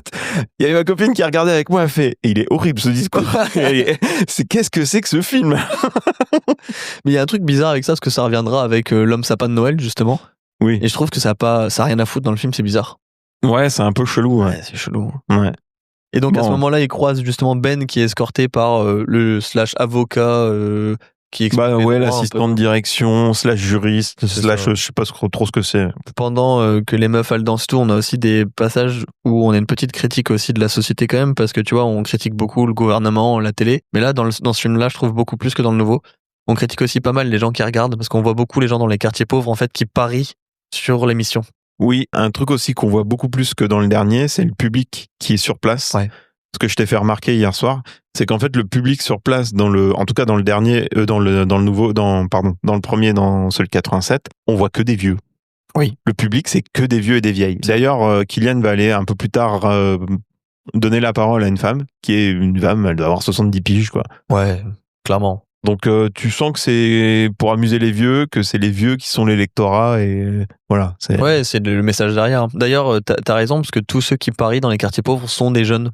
Oui, tous les pauvres sont jeunes. J'ai l'impression de vivre en 2025 aujourd'hui. En vrai, il est un peu visionnaire ce film là-dessus. Ouais, bon, c'était déjà le cas à l'époque, je pense quand même. Moins qu'aujourd'hui. Beaucoup moins qu'aujourd'hui. Aujourd'hui, je trouve que c'est quand même une société où Les jeunes ont beaucoup moins d'argent que les vieux, quoi. En vrai, je suis curieux de lire le bouquin de Stephen King, surtout que c'est un auteur que j'adore. Donc, en vrai, pourquoi pas. Enfin bref. Ouais, je le lirais bien aussi. Du coup, il y a Amber, elle décide de se barrer avec sa copine. Elle veut pas rester avec elle se barre, on sait pas trop pourquoi. On le verra après. Damon, lui, il arrive sur scène, il fait le show. C'est le guignol, quoi. C'est le présentateur un peu guignol, là. C'est le showman. Hein. Ouais, le showman. Alors, en même temps, t'as Ben Richards qui se fait accompagner par l'avocat. Il lui donne un contrat juste avant de monter sur scène. Et j'adore cette scène parce que du coup, il lui demande de signer. Il utilise son dos. Et quand il signe, il lui plante le stylo dans le dos. Et il a cette réplique qui dit... N'oubliez pas de m'envoyer un double. Moi, j'aime bien ce moment-là aussi. Et le mec, est-ce que t'as vu la tête du mec quand il se fait planter, quand il se retourne, il a une vieille tête, mais vraiment, il fait trop rire. T'as l'impression qu'il fait une vieille grimace pour faire rire un gosse, quoi. C'était drôle. C'était drôle, en vrai. Du coup, Damon, du coup, il allait voir la petite vieille, là. Comme j'en parlais tout à l'heure. C'est Madame McCarver. C'est son admiratrice préférée. On sent qu'elle vient souvent à l'émission. Le public est comme ce que je disais, le public est rempli de vieux. Et ensuite, on a la présentation de Ben Richards au public. Donc, on présente ce qui s'est passé dans l'hélico, sauf que le montage est complètement différent. Ouais. Et là, on a un montage où t'as Ben Richards qui ne désobéit pas, mais qui dit « L'émeute est en train de progresser. À mon avis, il y a à peu près 1500 civils réunis. Ils approchent. Yankee 9-9, la foule n'est pas armée. Je répète, la foule n'est pas armée. Annulez l'attaque. Yankee 9-9, répondez. Allez vous faire foutre. Lieutenant Sanders, prenez le commandement. Arrêtez Richard et rentrez à la base. Yankee 9-9, répondez. Rentrez à la base. Tous ces gens sont innocents. Cessez le feu. Cessez le feu. Il appuie sur le bouton et il bute tout ce qui passe, quoi. Il envoie des lance-roquettes, des machins, de la mitraillette, tout le monde y passe, quoi. Là, c'est bien fait parce que c'est juste coupé au bon moment. Et il rajoute juste une phrase un peu, qui est juste bien coupée. Donc, on comprend que l'histoire qu'ils ont racontée au public est pas l'histoire que nous on a vue au début du film, quoi. Donc, exactement. D'ailleurs, on a un peu ça aussi dans le dernier. C'est un peu différent dans le dernier puisqu'il raconte une histoire un peu chelou, un peu déformée de Ben Richards. Et Ben Richards, il fait c'est quoi cette histoire? Et t'as le présentateur qui lui dit laisse-moi faire la télé. Ouais, mais c'est pas le présentateur, c'est pas Josh Brolin qui lui dit? Non, c'est le présentateur. Je crois que c'était Josh Brolin qui lui disait. Et il dit c'est que de la télé, vas-y, laisse tomber. Donc là aussi c'est que de la télé, tout vas-y, pour laisse le tomber. show. Ouais, tout pour le show. Il faut inspirer de la méfiance face à cette personne, quoi. Ouais, puis de la haine, hein, même. Ouais, de la haine, ouais. Donc le boucher de Bakersfield arrive sur scène, il se fait huer. Et là, il a cette combinaison un peu grise, un peu dégueu là, de prisonnier, quoi. J'ai pas compris parce que à ce moment-là, les danseuses, elles arrivent autour de lui. Ouais. D'une manière un peu très sexuelle. Je me suis dit, qu'est-ce qui se passe? C'est film érotique des années 80. Là. Il va vriller le film. Et elle lui arrache sa combinaison. Et en dessous, il a son bon truc en latex là. Sa combinaison moulante jaune et rouge là. On dirait la soupe aux choux. Oui, non mais c'est un peu ça. Mais quel kitsch. Oh là là là. Oh, c'est dur. Hein. Ouais, t'as remarqué d'ailleurs qu'il y a un petit logo Adidas sur les combinaisons. Ah, j'ai pas vu du tout. C'est pas le truc que j'ai regardé. Au niveau en bas, tu vois, donc elles sont vraiment sponsorisées Adidas, les combis. D'accord, ok, j'ai pas fait gaffe du tout. C'était la mode à l'époque. On montre aussi les anciens gagnants qui sont à Hawaï, ils se dorent la pilule, tout va bien. Il y a un truc qui cloche quand même. Hein. Ils présentent le concept de l'émission. On essaye d'y croire, mais en fait, c'est comme tu disais, tout est fait pour, dédouaner le public de ce qu'il fait, de ce à quoi il participe. Ouais, bah oui, c'est ça, ouais. Donc, c'est bien foutu. On sait que c'est faux, mais c'est il faut que le public y croit. Oui, complètement. Entre-temps, on a un montage du film là, où il y a Amber qui va dans un bureau. Elle y va un peu en mode catimini. Elle est pas sereine diète quand même. Elle va fouiller. Et elle va fouiner. On sait pas trop. Et au moment où elle récupère on dirait une cassette. Oui. Il y a quelqu'un derrière qui l'attrape et hop, cut. On sait pas trop ce qui va lui arriver. Ouais, et on repasse directement sur le show où Ben il se fait attacher sur une chaise et on lui fait descendre une espèce d'armature. On va vite se rendre compte que c'est un bobsleigh. Ça m'a fait penser à la scène de Batman aussi. Oui, quand il rentre dans le tunnel, on en parlera après. Mais il y a un truc qui m'a fait marrer parce que apparemment le concept du jeu, on va pouvoir en parler tout de suite, mais ils doivent survivre 3 heures dans un endroit qui aurait été créé visiblement sur les ruines d'un tremblement de terre en 97. J'ai l'impression qu'il y avait vraiment une paranoïa là-dessus à Los Angeles dans ces années. Bon, tu peux avoir le Big One, c'est vrai, il peut toujours arriver, Mais tu vois, entre ça et Demolition Man. Oui, il parle beaucoup de ce tremblement de terre. Hein. Ouais, ça devait être vachement. Il devait vachement en parler à l'époque parce que. Ouais, parce qu'aujourd'hui, j'ai l'impression qu'on n'en parle plus du tout de ce truc. Alors que c'est toujours pas arrivé. Bah non, c'est toujours pas arrivé, mais ça pourrait arriver. Ça serait drôle, mais. Je sais pas si ça serait drôle, mais. En tout cas, donc, ouais, les candidats en comptent 3 heures pour survivre. Ouais. Dans le nouveau film, c'est 30 jours. Donc, je sais pas si c'est ça le Je sais pas ce qui s'est passé entre 3 heures et 30 jours. Il y a quand même un gros gap. Un gros écart. Après, il y a beaucoup plus d'enjeux dans le dernier film. Et d'ailleurs, je sais pourquoi je trouve ça long dans le dernier film à un moment donné. Je trouve qu'il n'y a pas assez de participants pour 30 jours. Bah oui, c'est ça. Ils sont que 3. Il y a que 3 personnes. Ouais. Et puis, ils ont pas d'interaction entre eux, donc. Et d'ailleurs, en parlant de 3 personnes, en fait, Damon Killian révèle que Weiss et Laughlin feront partie du jeu aussi. Et c'est là que Ben Richards regarde et il dit cette réplique en français. Foiré de pédé. Bah, ça va pas du tout. Qu'est-ce que c'est que cette traduction? Alors, plusieurs fois dans le film, il y a cette insulte PD qui revient. Ouais. Qui est juste, actuellement, c'est juste horrible comme insulte. C'est gratuit, hein. C'est hyper gratos, c'est les années 80. Et en fait, je me suis dit, c'est pas possible. Ils ont pas pu dire ça. Ils ont pas pu dire faggot en anglais, tu vois, par exemple. Ouais. Et j'ai repassé le film en anglais. Ils disent son of a bitch. Qu'est-ce que c'est que cette mais qu'est-ce que c'est que cette traduction? Ils devaient se dire que c'était moins vulgaire. Peut-être. À l'époque, tu faisais genre. Ou alors ils étaient empreints d'homophobie, je sais pas trop. Là, peut-être les deux. Peut-être les deux, ouais. Voilà. Donc il est dans son armature. Le public n'attend qu'une chose, c'est que la boucherie commence. Oui. Et en fait, avant de partir dans son bobsleigh, on a la petite ref à Terminator où il dit Killian, je vais revenir.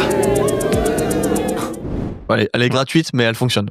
Ouais, elle fonctionne très bien, moi j'aime bien. Et Killian répond d'une manière assez magistrale, justement, il lui dit en rediffusion, peut-être. Et ça, oui, mais il va vraiment revenir. Hein. Un peu spoiler alerte. C'est drôle parce qu'il y a quelques petites easter eggs aussi dans le nouveau. Notamment, dans le nouveau film, il y a des New Dollars. Et le New Dollar, c'est la tête de Schwarzenegger dessus. C'est très drôle. Moi, je le trouve excellent en ce moment. Ouais, c'est super. Quand tu vois la tête de Schwarzy sur les dollars, là, tu fais oh, ok, bien joué. Quand t'as la ref, ouais. Du coup, c'est la mise à feu des bobsleigh à réaction. Oh. Ça part dans le tunnel en mode Batman qui va dans sa Batcave. Tu sais pas trop où ils vont. En plus, tu dis, mais c'est dans le sol. C'est Et en plus, c'est épileptique. Ouais. Et je l'ai dit. Et puis, en plus, la vitesse. Ah, mais tu vomis. Ah, mais moi, je gerbe à cette vitesse-là. Dans mes notes, je l'ai dit, mais en vrai, si t'es épileptique, il y a plein de scènes, des fois, je me suis dit, mais là, faut mettre un avertissement quand même. Oui, ouais, complètement. Et donc, ils arrivent, on sait pas trop où. On dirait qu'ils rentrent dans un tunnel de course avec des gens autour qui leur lancent des canettes. Là, on sait pas. Ah, c'est trop bizarre comment ils arrivent. Ouais, et parce qu'ils arrivent pas tous au même moment. Entre-temps, on voit Amber qui se fait choper dans son bureau, là, en train de fouiller. Donc, elle se fait prendre par quelqu'un, mais on sait pas qui. Titre. Oh, ouais. Bref. Et donc, du coup, ouais, ils sont là en train de se faire jeter des trucs dessus, des canettes. Tomates, on sait pas trop où ils sont. Ils sont amenés à une ligne de départ et puis ils démarrent en courant. Et là, à ce moment-là, alors je vais le dire tout de suite, mais les décors du jeu sont à chier. Ouais, alors les décors, ils se sont pas foulés pour les décors. On dirait qu'ils tournent dans une décharge. Eh ben, tu crois pas si bien dire. Bah voilà, ouais, c'était sûr. Tu crois pas si bien dire. En fait, le film a été tourné dans des décors d'usines abandonnées. Bah ouais, d'accord. Donc les scènes de l'arène et des souterrains ont été filmées dans des vieilles aciéries désaffectées de Los Angeles. Ouais. La température y montait à plus de 40 degrés à cause des projecteurs et des effets pyrotechniques. Oui. L'enfer sur Terre. Avec Fireball. Ouais. Schwarzenegger et ses partenaires étaient trempés de sueur à chaque prise. Donc c'est pas de l'huile en fait. Hein. Non, c'est pas de l'huile, c'est que de la sueur. C'est ce qui a valu plusieurs malaises sur le tournage. Ah ouais, carrément. Ouais, carrément. Ouais. Du coup, beaucoup de scènes ont dû être tournées en une seule prise, tellement il faisait chaud.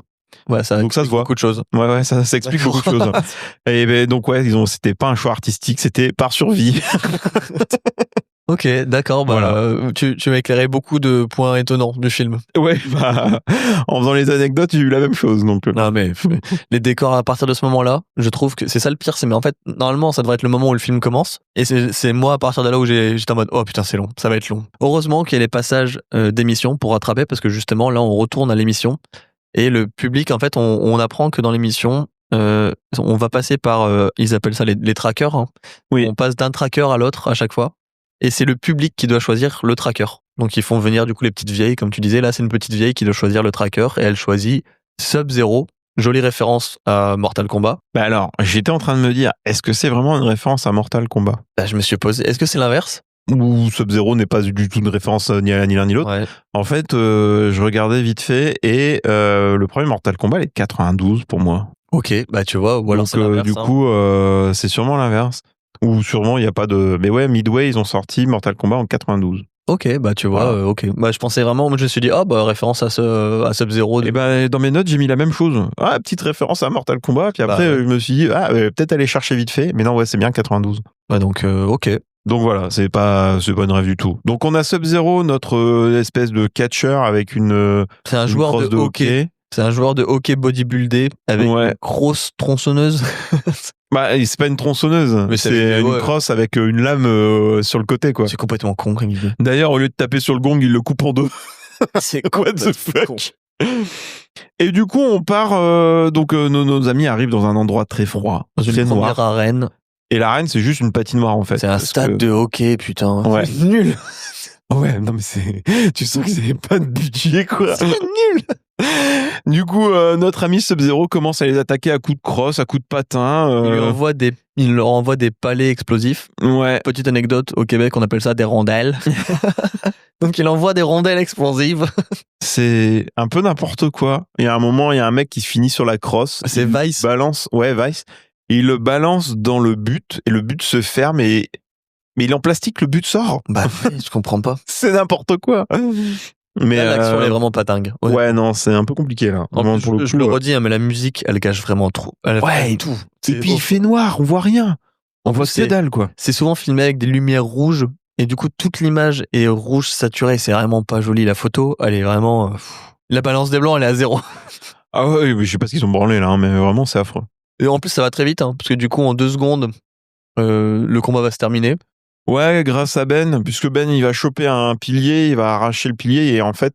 Il arrache le grillage. Il y a un barbelé avec ce pilier-là, et il le tend comme une ficelle, et quand le mec, il passe, il se fait prendre dedans. Et il se fait décapiter. Et il se fait, égorger par le barbelé. Ça me paraît un peu énorme, mais pourquoi pas. Ouais, puis c'était méga rapide, quoi. Du coup, grand silence dans le public. Ah non, mais attends, avant, il tue Sub-Zero, et on l'a dit, à chaque exécution, il y a une réplique. Et là, il dit, il s'appelait Sub-Zero, il lui dit... Regarde-le, ton Sub-Zero. Maintenant, tu peux l'appeler Zéro tout court. C'est vrai. Pendant ce temps, on a Vice qui se fait libérer. Il y a du gaz qui sort. D'ailleurs, on sait pas pourquoi. Non. Il y a du gaz qui sort, il se barre en courant et passe à la suite, quoi. Puis comme tu le dis, on a un petit passage où le public est choqué, parce que c'est la première fois qu'un tracker est tué. Oui. Et donc ça, c'est drôle, parce que c'est un retournement du coup de valeur de... Personne n'est choqué quand on tue un candidat. Oui. Mais tout le monde est choqué quand c'est les tueurs qui se font tuer. Ouais, c'est un peu bizarre. Bah, ils ont leur héros, hein. Ouais, mais j'aime bien comment c'est fait. Ouais, bah en fait, tu sens qu'ils ont tout un storytelling pour dire, bah les candidats, c'est des méchants et les héros, c'est eux qui tuent les méchants, tu vois. Mais il y a une petite critique sur l'hypocrisie de l'émission, puis des spectateurs, et aussi du voyeurisme qu'il y a là-dedans, tu vois. Donc ouais, non, je trouve ça cool. On enchaîne, c'est à ce moment-là, en fait, effectivement, que Amber allait aux archives et qu'elle récupérait les captures. Bon, peu importe. On s'est un peu emmêlé les pinceaux, mais des fois, ça va un peu dans tous les sens aussi, je trouve. Ouais, après... Non, moi, elle se fait choper un peu avant ça. Hein. Ouais. Donc, moi, je l'ai à ce moment-là, tu vois. Donc... Ouais, moi, j'ai vraiment noté parce que j'ai aussi les minutes pour les répliques. Bon, peu importe. Du coup, t'as le démon qui parle donc avec le ministère de la Justice et qui leur dit... Vous voulez faire de l'audience, vous voulez que les blaireaux soient devant leur télévision au lieu de manifester dans la rue, mais c'est pas en passant sans arrêt des rediffusions de vieilles croûtes. Ouais, des vieilles croûtes. Des vieilles croûtes, des navets, ouais. Ça vaut quand même pas Running Man. Bonne ambiance. Voilà. Ouais, bonne ambiance. Il a pas regardé son film, lui. Mais du coup, ouais, c'est le mec est très critique sur ce qui passe à la télé et de toute façon, son émission, c'est la meilleure. Donc, ouais, mais il a fait les meilleures audiences. Et oui, et puis bah oui, et puis de toute façon, on voit qu'il contrôle le public et ce qu'il pense, puisqu'il les traite de blaireaux et tout. Donc, Pas d'ambiance. Ouais, on veut pas que les gens manifestent. Hein. On va vite, c'est à ce moment-là qu'on enchaîne où en fait Humber va être envoyé dans l'émission à partir de maintenant. Non, moi j'ai un autre truc avant, puisqu'on a Damon qui va dans le public et qui demande à un mec quel tracker il va envoyer, et ils envoient le tronçonneuse, là, le roi de la tronçonneuse. Et Dynamo. Moi je l'ai appelé le Golgoth à la tronçonneuse. Bon, c'est un Golgoth. Hein. Moi je les ai appelés les personnages de Mad Max. Donc, il parle des audiences qui ont monté de 8 points aussi, et là son assistante lui dit qu'on a surpris Amber en train de voler des vidéos. Oui, ça qui a dû tomber les pédales. Du coup, il trouve ça intéressant. Et on sait ce qui va se passer après, du coup. Forcément, oui. Donc, on passe sur un nouveau tracker qui tire des... Ah oui, on passe aussi sur Dynamo, oui. Là, c'est ça. Il tire des arcs électriques, ouais. Parce qu'on présente Buzzsaw, du coup, l'homme à la tronçonneuse. C'est un gimmick assez facile. Et puis Dynamo, qui, comme son nom l'indique, est un personnage qui envoie de l'électricité. Et fun fact, il est habillé comme un sapin de Noël. Ouais, alors ça, c'est le costume des années 80 typique, avec des vieilles LED dégueulasses. C'est affreux. Franchement, tu sens qu'ils ont soudé ça 3 LED sur un truc en plastoc. C'est n'importe quoi. Et le mec chante de l'opéra aussi. Ouais. Pourquoi pas. Le personnage n'a aucun sens, mais il y a un petit truc qui est assez drôle. Enfin, assez drôle. Mais le costume du Dynamo, il a fallu électrocuter l'acteur qui était à l'intérieur quand même. Oui, bah en même temps, c'est pas déconnant. Hein, parce que, puisqu'il avait vu le costume. La combinaison à LED, elle a chauffé aussi énormément. Ça m'étonne pas en même temps. Et il y avait un fil qui était mal isolé. Et en fait, qui a donné une vraie décharge à l'acteur. C'est pour ça qu'il s'est mis à chanter, à mon avis. Ça l'a démarré. Et du coup, même l'équipe l'appelait le sapin de Noël dangereux. Oui, bah en même temps, il ressemble vraiment à un sapin de Noël avec son truc. Et là, on a a new challenger is coming. Amber rentre dans la course. Alors, oui, ils trafiquent les images aussi de Amber. Ils la font passer comme une complice de Ben Richards au final, c'est ça ? C'est ça. C'est fait ultra vite. Hein. Ouais, c'est fait hyper vite. Hein. Ils ont des bonnes idées. Ouais, ils réécrivent son histoire en 2 secondes. C'est une terroriste. Tout le monde y croit en 2 secondes. Alors qu'à la base, elle faisait le générique de l'émission. C'est un peu bon. Écoute, hein, pourquoi pas. Ben et ses potes sont dans leur usine désaffectée. Dans un terrain vague, là. Ouais. Alors, moi, c'est ça qui me tue parce qu'ils l'envoient. Et en 2 secondes, elle les rattrape et elle arrive avec eux. Comme si c'était une connaissance. Oui, parce qu'elle reprend le même bobsleigh et tout, hein, donc et elle arrive avec eux en mode coucou, c'est moi. Vous vous rappelez de moi ? Et limite, elle appelle Loughlin par son prénom, mais tu ne les connais pas. Oui, non, mais exactement. Et ils ne la connaissent pas. C'est super bizarre. Ouais. C'est trop bizarre. On dirait qu'ils sont potes. Et je me suis dit, peut-être il manque des scènes. Je sais pas, il y a un truc je comprends pas. Ouais, il y a peut-être des scènes coupées. Hein. Ah oui, c'est vrai. J'avais oublié un truc aussi pour la faire passer pour la complice de Ben Richards.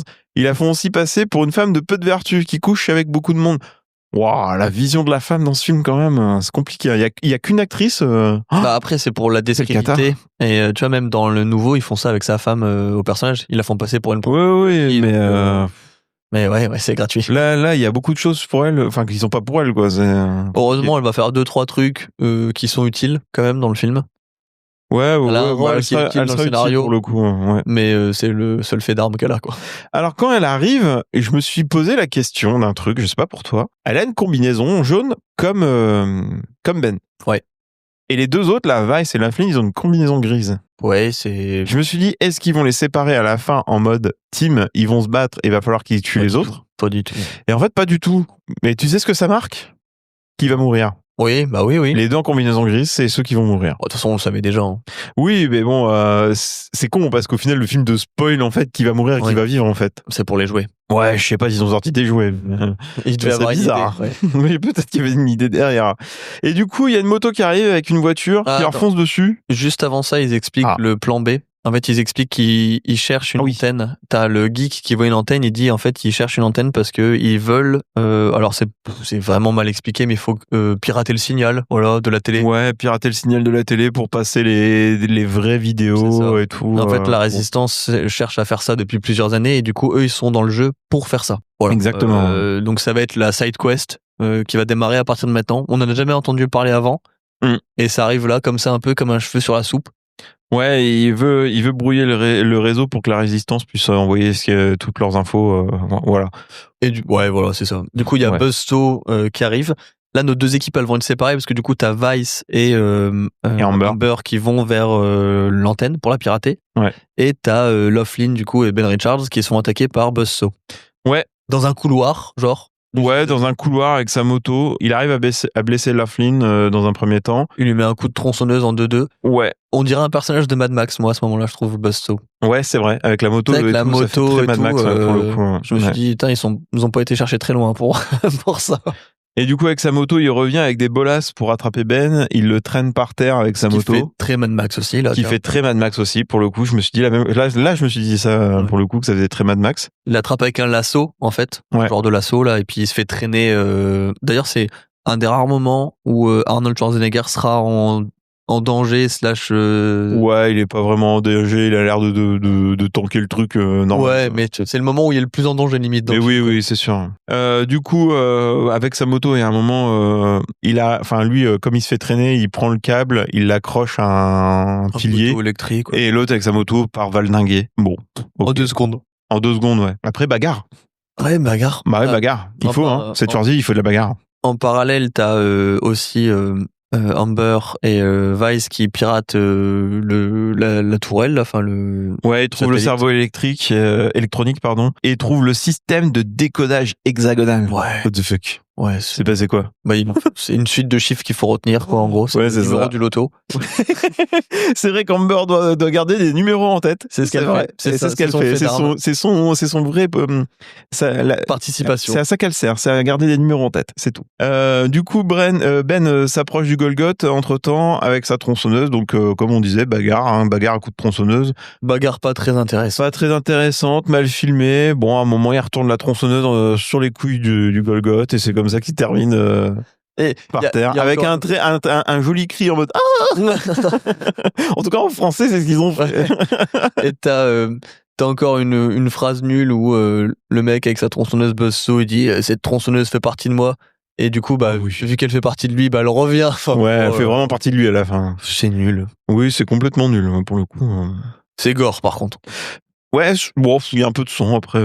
Non, mais bon, il se fait quand même rentrer la tronçonneuse dans les couilles, quoi. Oui. Bah, ça va faire aïe, ouille. C'est comme si on te coupait un bras, c'est pareil, quoi. Oh.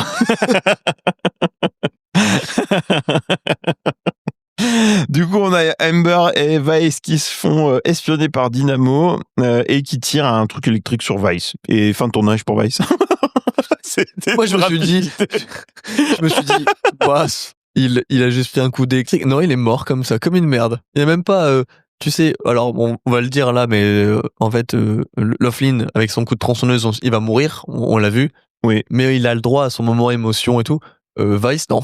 Non, pas d'émotion. Lui, c'est le geek qui meurt tout de suite, quoi. C'est sur le coup. C'est les années 80. Il nous aimait pas beaucoup. Hein. Du coup, Amber a le cri. Ben court très vite pour aller la voir. Elle est pas très loin. Il a couru 2 minutes. Côté, hein, pareil. Hein. Ouais.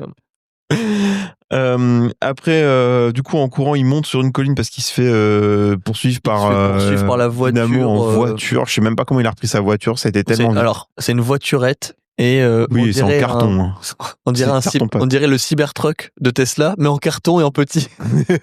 En miniature. C'est la version Twingo du Cybertruck. C'est ça. Du coup, quand même, il monte sur la colline, la voiture bascule et elle finit sur le côté. Juste avant qu'il monte dans sa voiture, il y a déjà une première tentative de viol, parce qu'en fait, du coup, il arrive, Schwarzenegger, et le sapin de Noël était en train d'essayer de violer déjà. Ah putain, j'ai oublié ce moment-là. Déjà, à ce moment-là, tu te dis, putain, mais moi, je me suis dit, mais il a pété un câble, le sapin de Noël. Ah ouais, non, mais vraiment.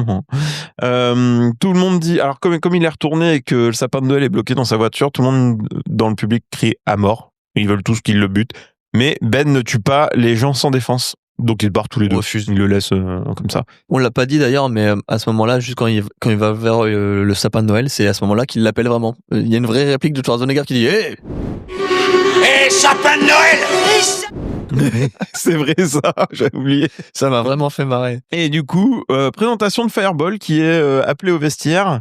Du coup, ça va être son tour là. Il va falloir qu'il fasse tout ce qu'il faut pour enrayer le problème parce que ils savent plus quoi foutre là à l'émission. Ouais, il faut mettre un troisième personnage. Donc en plus, ils sont un peu déçus qu'il ait pas tué Dynamo. Ça fait moins d'audimat. Oui, c'est ça. Eux, ils veulent du sang. Hein. Ouais, c'est le but de l'émission. Ouais. Damon le contacte en direct pour lui proposer un contrat pour devenir tracker, justement. Forcément. Parce qu'il en a déjà trop tué, donc à un moment, il va falloir en recruter. Et il a cette réplique que j'aime beaucoup qui dit Je vais te dire, moi, ce que j'en pense. Je vais te le faire bouffer, ton contrat. Mais laisse un peu de place pour mon poing, parce que j'ai bien envie de te l'enfoncer dans l'estomac et de te péter la colonne vertébrale. Wow, c'est Fatality. Ouais, c'est un peu ça. Référence à Mortal Kombat, encore une fois. C'est eux qui l'ont inventé, en fait. Hein. Ouais. Ils commencent à flipper, puis t'as le ministère qui commence à mettre la pression à Kylian, parce qu'ils aiment pas trop ce qui est en train de se passer. Ouais, ça a chauffé pour Kylian, a priori. Quoique. Parce que... on n'entendra plus parler du ministère après, en vrai. Ouais, c'est ça. Un tournage pour le ministère. Donc Fireball arrive. Ouais, il se pointe sur scène avec son lance-flamme. Et un jetpack. C'est la mode à l'époque. C'est notre image en facile. Le mec avec son lance-flamme, donc c'est rouge en arrière-plan et tu vois son ombre en train de tirer. De toute façon, tout le film est rouge et bleu. Hein. Rouge et bleu et noir aussi, il y a beaucoup de noir. Il n'y a pas de lumière. Non, mais tout le moment où ça se passe dans les usines affectées, il fait tout noir tout le temps en fait. Ouais, puis là, c'est pareil, du coup, Fireball arrive, et en fait, on va avoir une course-poursuite. Je m'ai marqué, il se prend pour Iron Man avec son jetpack. Du pauvre. D'ailleurs, ce costume, il est à chier. Ah ouais. Il est tout gris, il est dégueulasse. Petite anecdote sur le tournage, le jetpack marchait jamais. Donc en fait, il est tout le temps avec des câbles et tout. Ils ont abandonné. C'était un costume de merde. Ouais, en même temps, vu le côté cheap du costume. Et donc, Fireball va poursuivre Ben Richards et Amber dans un immeuble abandonné.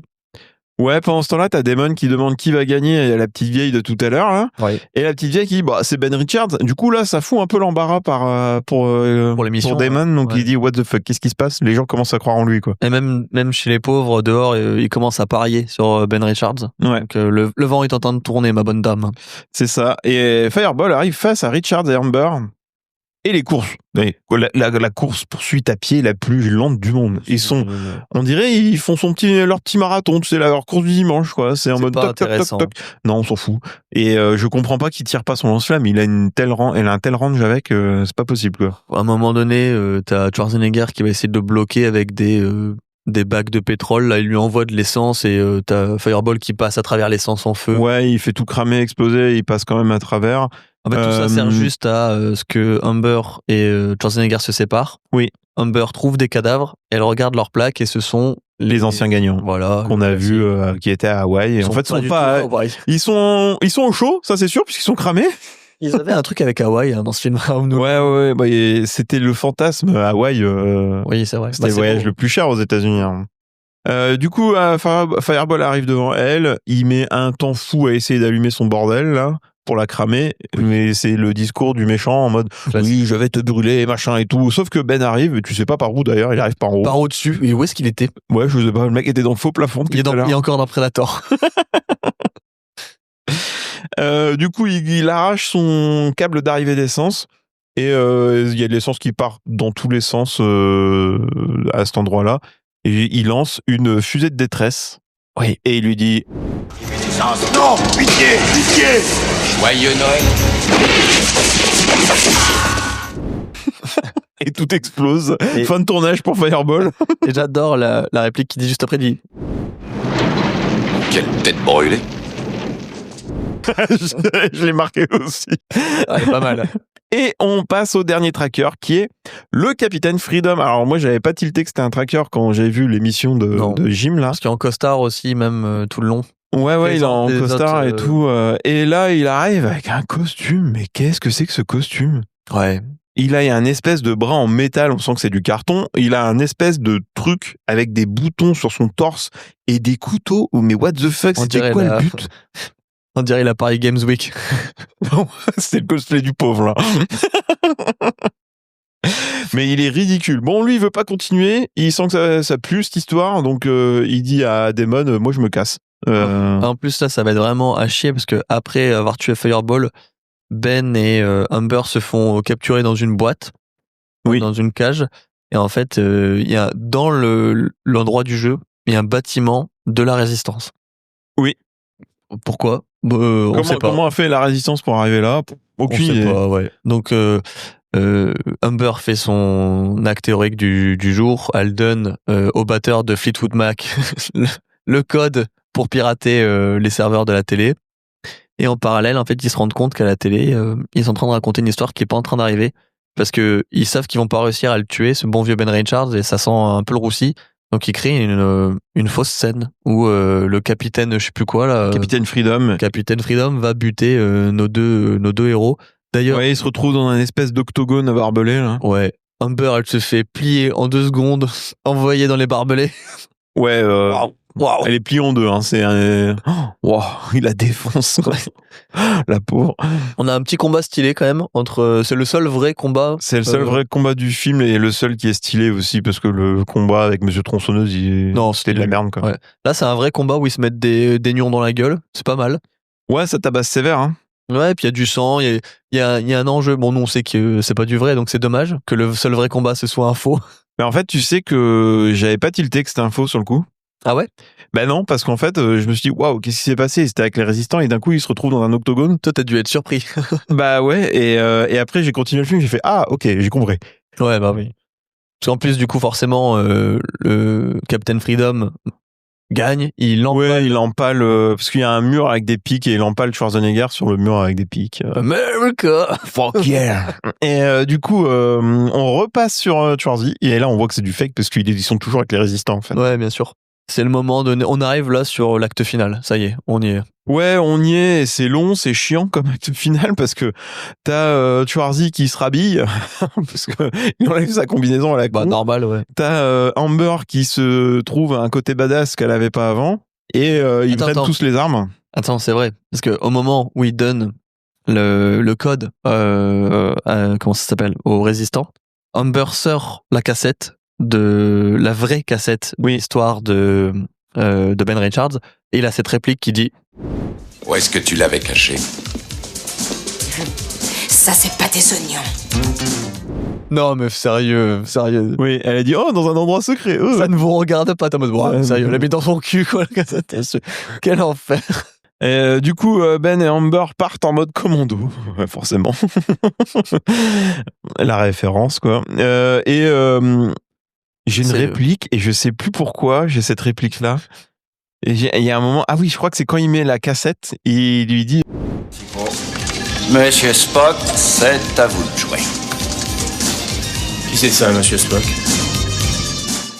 Ouais, mais je crois que c'est je sais pas pourquoi il y a cette ref à ce moment-là. Bah, parce que c'est le gars qui fait déguisement et il jouait dans Star... Enfin, il faisait pour Star Trek, tu vois. C'est gratuit, mais ouais, j'ai pas compris non plus. C'est hyper gratos, hein. Et du coup, on a l'assaut du studio par les rebelles. Ouais, on a les danseuses qui sont de retour sur scène, Damon aussi. Le commando, lui, il arrive dans les locaux d'ICS en mode 2 secondes, quoi. Ils sont téléportés. Les résistants arrivent à détourner le signal et à balancer le montage à balancer les vraies images, quoi, du coup. Du coup, le public il commence à réagir un peu. Ben arrive sur le plateau de télé avec son commando et là ça défouraille sévère. Il tire partout. Ouais, tu sais même pas s'ils essayent d'éviter le public ou pas. Non, ils tirent. Hein, on tire, on pose les questions après. Ouais, c'est un peu ça quoi. Amber tue son premier mec et là il y a Dynamo qui arrive derrière elle en mode gros pervers. Bonjour. Violeur le retour. C'est un peu ça quoi. Finalement elle lui donne un coup de pied dans les couilles. Elle prend son arme et tire sur le jet d'eau qui a les trucs là les pour éteindre c'est ça. Les sprinklers pour éteindre quand il y a des incendies. Et Dynamo meurt électrocuté. Fin de tournage pour Dynamo. Bon, pour le coup c'est une mort logique. Oui. C'est dommage, c'est qu'il n'y a pas de punchline là du coup. Ouais, c'est pas Schwarzy qui tue, donc... ouais, mais elle aurait pu avoir son moment, avoir sa punchline. C'est vrai, ils auraient pu lui donner une bonne punchline pour une fois. Damon... je crois qu'il y en a une. Il faudra vérifier, mais à un moment donné, justement, non, c'est lui. Elle lui dit qu'il est impuissant. Parce qu'un guignol impuissant comme toi qui a 2 piles à la place des couilles, ça me fait pas trop rire. Du coup, Damon essaie de partir dans tout le bordel là, mais Ben il le retrouve facilement et il l'attache au bobsleigh. Je vais l'appeler bobsleigh, moi j'adore ce truc. Ouais. Et il y a un agent de sécurité qui arrive. Alors, on l'a pas noté, mais cet agent de sécurité là, je sais plus ce qu'il lui dit comme saloperie. Damon, à un moment, il lui dit une saloperie à la con, genre t'es trop con, tu fais trop de muscles, t'es beaucoup trop con ou un truc comme ça, je crois. Ouais. L'agent de sécu arrive et il lui dit: je fais plus de muscu. Et il se barre. Ok, bon, j'ai pas compris. Merci. Il y a un petit monologue de Damon en mode ce n'est que de la télévision, fallait pas le prendre personnellement. Remarque, je vais te dire une chose, ça peut se comprendre. Mais attends, laisse-moi t'expliquer.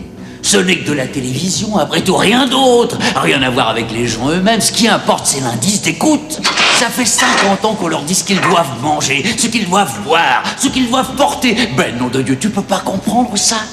Les gens aiment la télévision. Ils élèvent leurs enfants avec. Écoute, tu sais bien qu'ils aiment les jeux télévisés, le catch, ils aiment le sport et la violence. Alors nous, qu'est-ce qu'on fait? On leur donne seulement ce qu'ils réclament. Bah, dis-toi aussi. Le classique, ouais. Et du coup, Ben balance Damon, met en route le bobsleigh et Damon part dans les tunnels et finit dans un panneau, puisqu'il n'y a rien pour l'arrêter, et dans son panneau publicitaire. Et le panneau explose. Je sais pas pourquoi. C'est un panneau en carton, il explose. J'étais en mode, what the fuck, le panneau explose, quoi. Tout le monde applaudit. Il y a cette réplique, la réplique, du coup, parce qu'il tue Damon, et Schwarzy, il a cette réplique qui fait... Ben ça, c'est du spectacle. Merde. Je l'aime bien celle-là. Forcément. Il retrouve Amber sur le plateau. Alors on a un super dans le plan. couloir. Il est beau ce plan. Ouais, on a un super plan de Schwarzy de dos où on voit très symétrique le plateau, mais vu du plateau en fait, on voit le public derrière, en fait de derrière. Ouais, puis c'est un des rares plans larges du film. Ouais, et c'est le seul beau plan du film. Et heureusement qu'il y a quand même un beau plan dans le film, quoi. C'était le. Et il voit tout le chaos qu'il a créé, le public est parti, et là il y a Amber qui arrive. Et il fallait qu'il se retrouve dans le couloir. Il y a le c'est une femme, c'est un homme, et le bisou. Oui, et bah là, c'est la même fin que Demolition Man, hein, c'est le roulage de pelle. Ouais, mais à la limite, tu vois, dans Demolition Man, ils ont une vraie relation entre les deux, tu vois. Là, oui, il n'y a pas de relation, là. En fait, oui, il l'a kidnappé, et c'est un peu le syndrome de Stockholm. Ils se connaissent depuis 30 minutes, quoi. Enfin, depuis 3 heures max. Dans Demolition Man, ils passent plusieurs jours à faire une enquête ensemble, c'est quand même... Ouais, non, oui, c'est vrai. Plus développé, hein. Et on finit sur une musique de John Parr, qui est Restless Heart, qui est très années 80. T'avoue, j'ai skip le générique, là, j'en pouvais plus. Et fin du film, voilà. Qu'est-ce que t'en as pensé, mon petit Francky? Oh, c'est compliqué, hein. Ouais, c'est pas ouf. Hein. Putain, la vache, par rapport à tout ce qu'a fait Schwarzy dans les années 80, je pense que ce sont de plus mauvais films. Déjà, il cabotine, t'as l'impression qu'ils s'en foutent. Mais je crois qu'ils s'en foutent. Je crois qu'ils s'en foutent, hein, il a touché son cachet. D'ailleurs, je crois que c'est lui qui engouffre une grosse partie du budget du film. Bah justement, j'allais y venir. On n'a pas un budget faramineux non plus, on est à 27 millions de dollars le budget. Donc c'est un budget acceptable pour un film d'action de l'époque, mais c'est pas énorme non plus. Et le box-office, on est à 38,1 millions aux US. Donc c'est un petit succès. Ouais, tout petit pour l'époque. Hein. On est très loin d'un Predator ou d'un Terminator, justement. Autour de 58 millions dans le monde. Ouais, bah donc c'est ça. Il fait un petit x2, quoi. Le film, il a marché parce qu'il y avait le nom de Schwarzenegger dessus, tout simplement. Ouais. D'ailleurs, par rapport aux autres films de Schwarzy, Predator fait quand même 98 millions. Ouais. Pour l'époque, c'est pas mal. Commando fait 57 millions et Terminator 78 millions. Et tu vois, l'année 87, elle est rude aussi en termes de compétition parce qu'on a Robocop, Predator, oui, L'Arme Fatale, oui, y a un gros Full Metal Jacket. Donc en même temps, c'est sûr que Running Man à côté, on s'en fout un peu, quoi. Mais ce qui fera vraiment son succès commercial, c'est la sortie en VHS. Ouais, c'est le genre de film qui a très bien marché en VHS. après, quoi. Bon, et à la télévision dans les années 90 aussi. C'est ce second souffle en vidéo qui a transformé The Running Man en film culte, redécouvert par les fans de SF satirique, et souvent cité comme préfiguration de la télé-réalité moderne comme Hunger Games, Black Mirror, Squid Game, et tout ce qui va avec. On en parlait tout à l'heure. Ouais. Après, honnêtement, j'irais pas dire que c'est un film culte.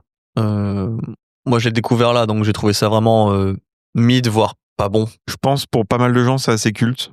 Ouais, mais parce que c'est la nostalgie qui doit parler. Hein. En tout cas, côté récompense, spoiler, il y en a pas. Ouais, il est reçu assez froidement par le public quand même. De ce que j'ai sur Rotten Tomatoes, il a 66% de critiques. Je trouve ça énorme. C'est énorme parce que 60% par le public. Sur Metacritic, il a 45 sur 100, ce qui est déjà plus logique. Oui. Et sur IMDb, il est à 6,6 sur 10, que je trouve énorme aussi. Ouais, non, clairement pas. Franchement, j'ai pas grand chose d'autre à dire sur le film. On a dit tout ce qu'on avait à dire pendant la critique. Bah, j'ai 2-3 trucs en anecdotes. Alors, des anecdotes, j'en ai quelques-unes sympas. Le film a été tourné presque entièrement dans l'ordre chronologique. Aussi. Okay. C'est assez étonnant, mais du coup, il a été tourné quasiment en scène par scène dans le bon ordre. Ils ont recyclé des décors d'un ancien film. Et ils ont ils ont recyclé les décors d'un film qui s'appelle Running Scared de 1986 et d'un vieux spot publicitaire de Coca-Cola. Ok, ouais, super. Voilà. Une figurante a été blessée à cause d'une explosion trop forte. Comme quoi, c'est dangereux. Les costumes des chasseurs sont un hommage à des réelles icônes. Ah bon? Oui, Sub-Zero, c'est le catcheur japonais, mélange de samouraï et de hockeyeur. Buzzsaw, c'est le biker américain hardcore. Fireball, c'est le vétéran de guerre devenu vedette.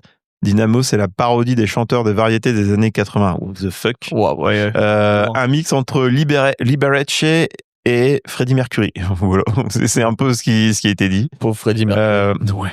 Paul Michael Glaser voulait que chaque adversaire soit le reflet d'une obsession du public américain de cette époque. Ok. L'affiche du film a été dessinée à la main. C'est étonnant. Voilà, ouais, c'est assez étonnant. Donc l'affiche du film avec Schwarzenegger au regard d'acier, ouais, parce qu'on voit que sa tête en fait, et les slogans tapageurs étaient peintes par le même illustrateur que celles de Rambo 2 et Commando. Mais les scènes qu'elle montre n'existent pas dans le film. Voilà. Ouais, c'est un peu triste. Les répliques cultes ont souvent été improvisées. Ok. Donc Schwarzy a beaucoup improvisé ses répliques cultes. Ça marche bien.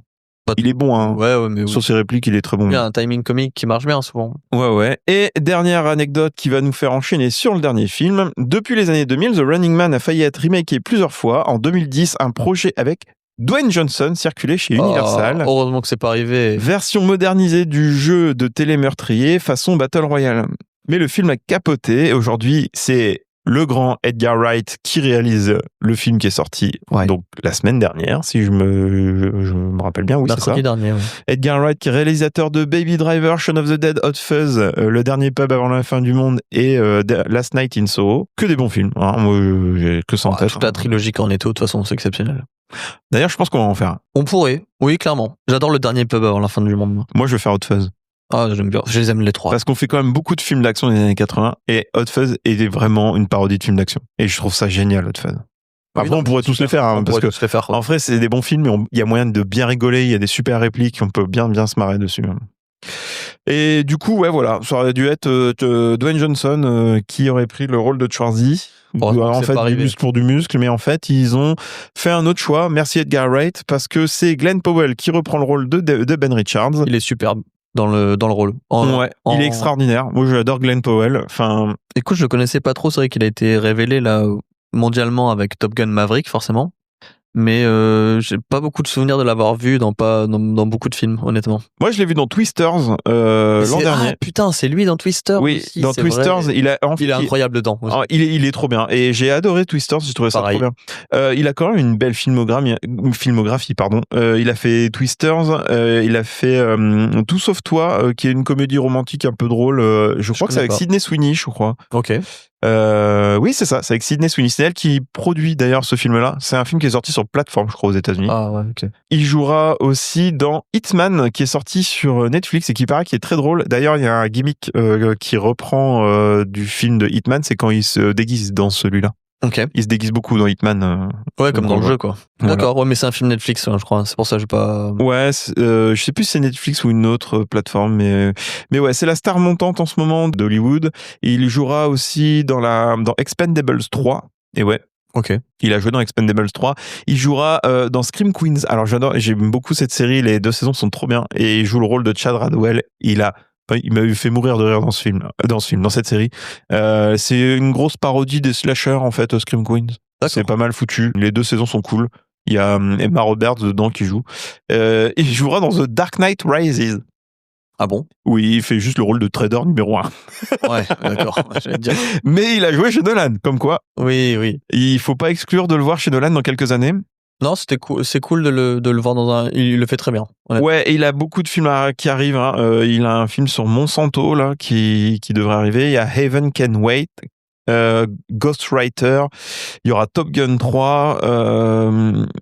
Voilà, il jouera chez Ron Howard en 2027. Ok.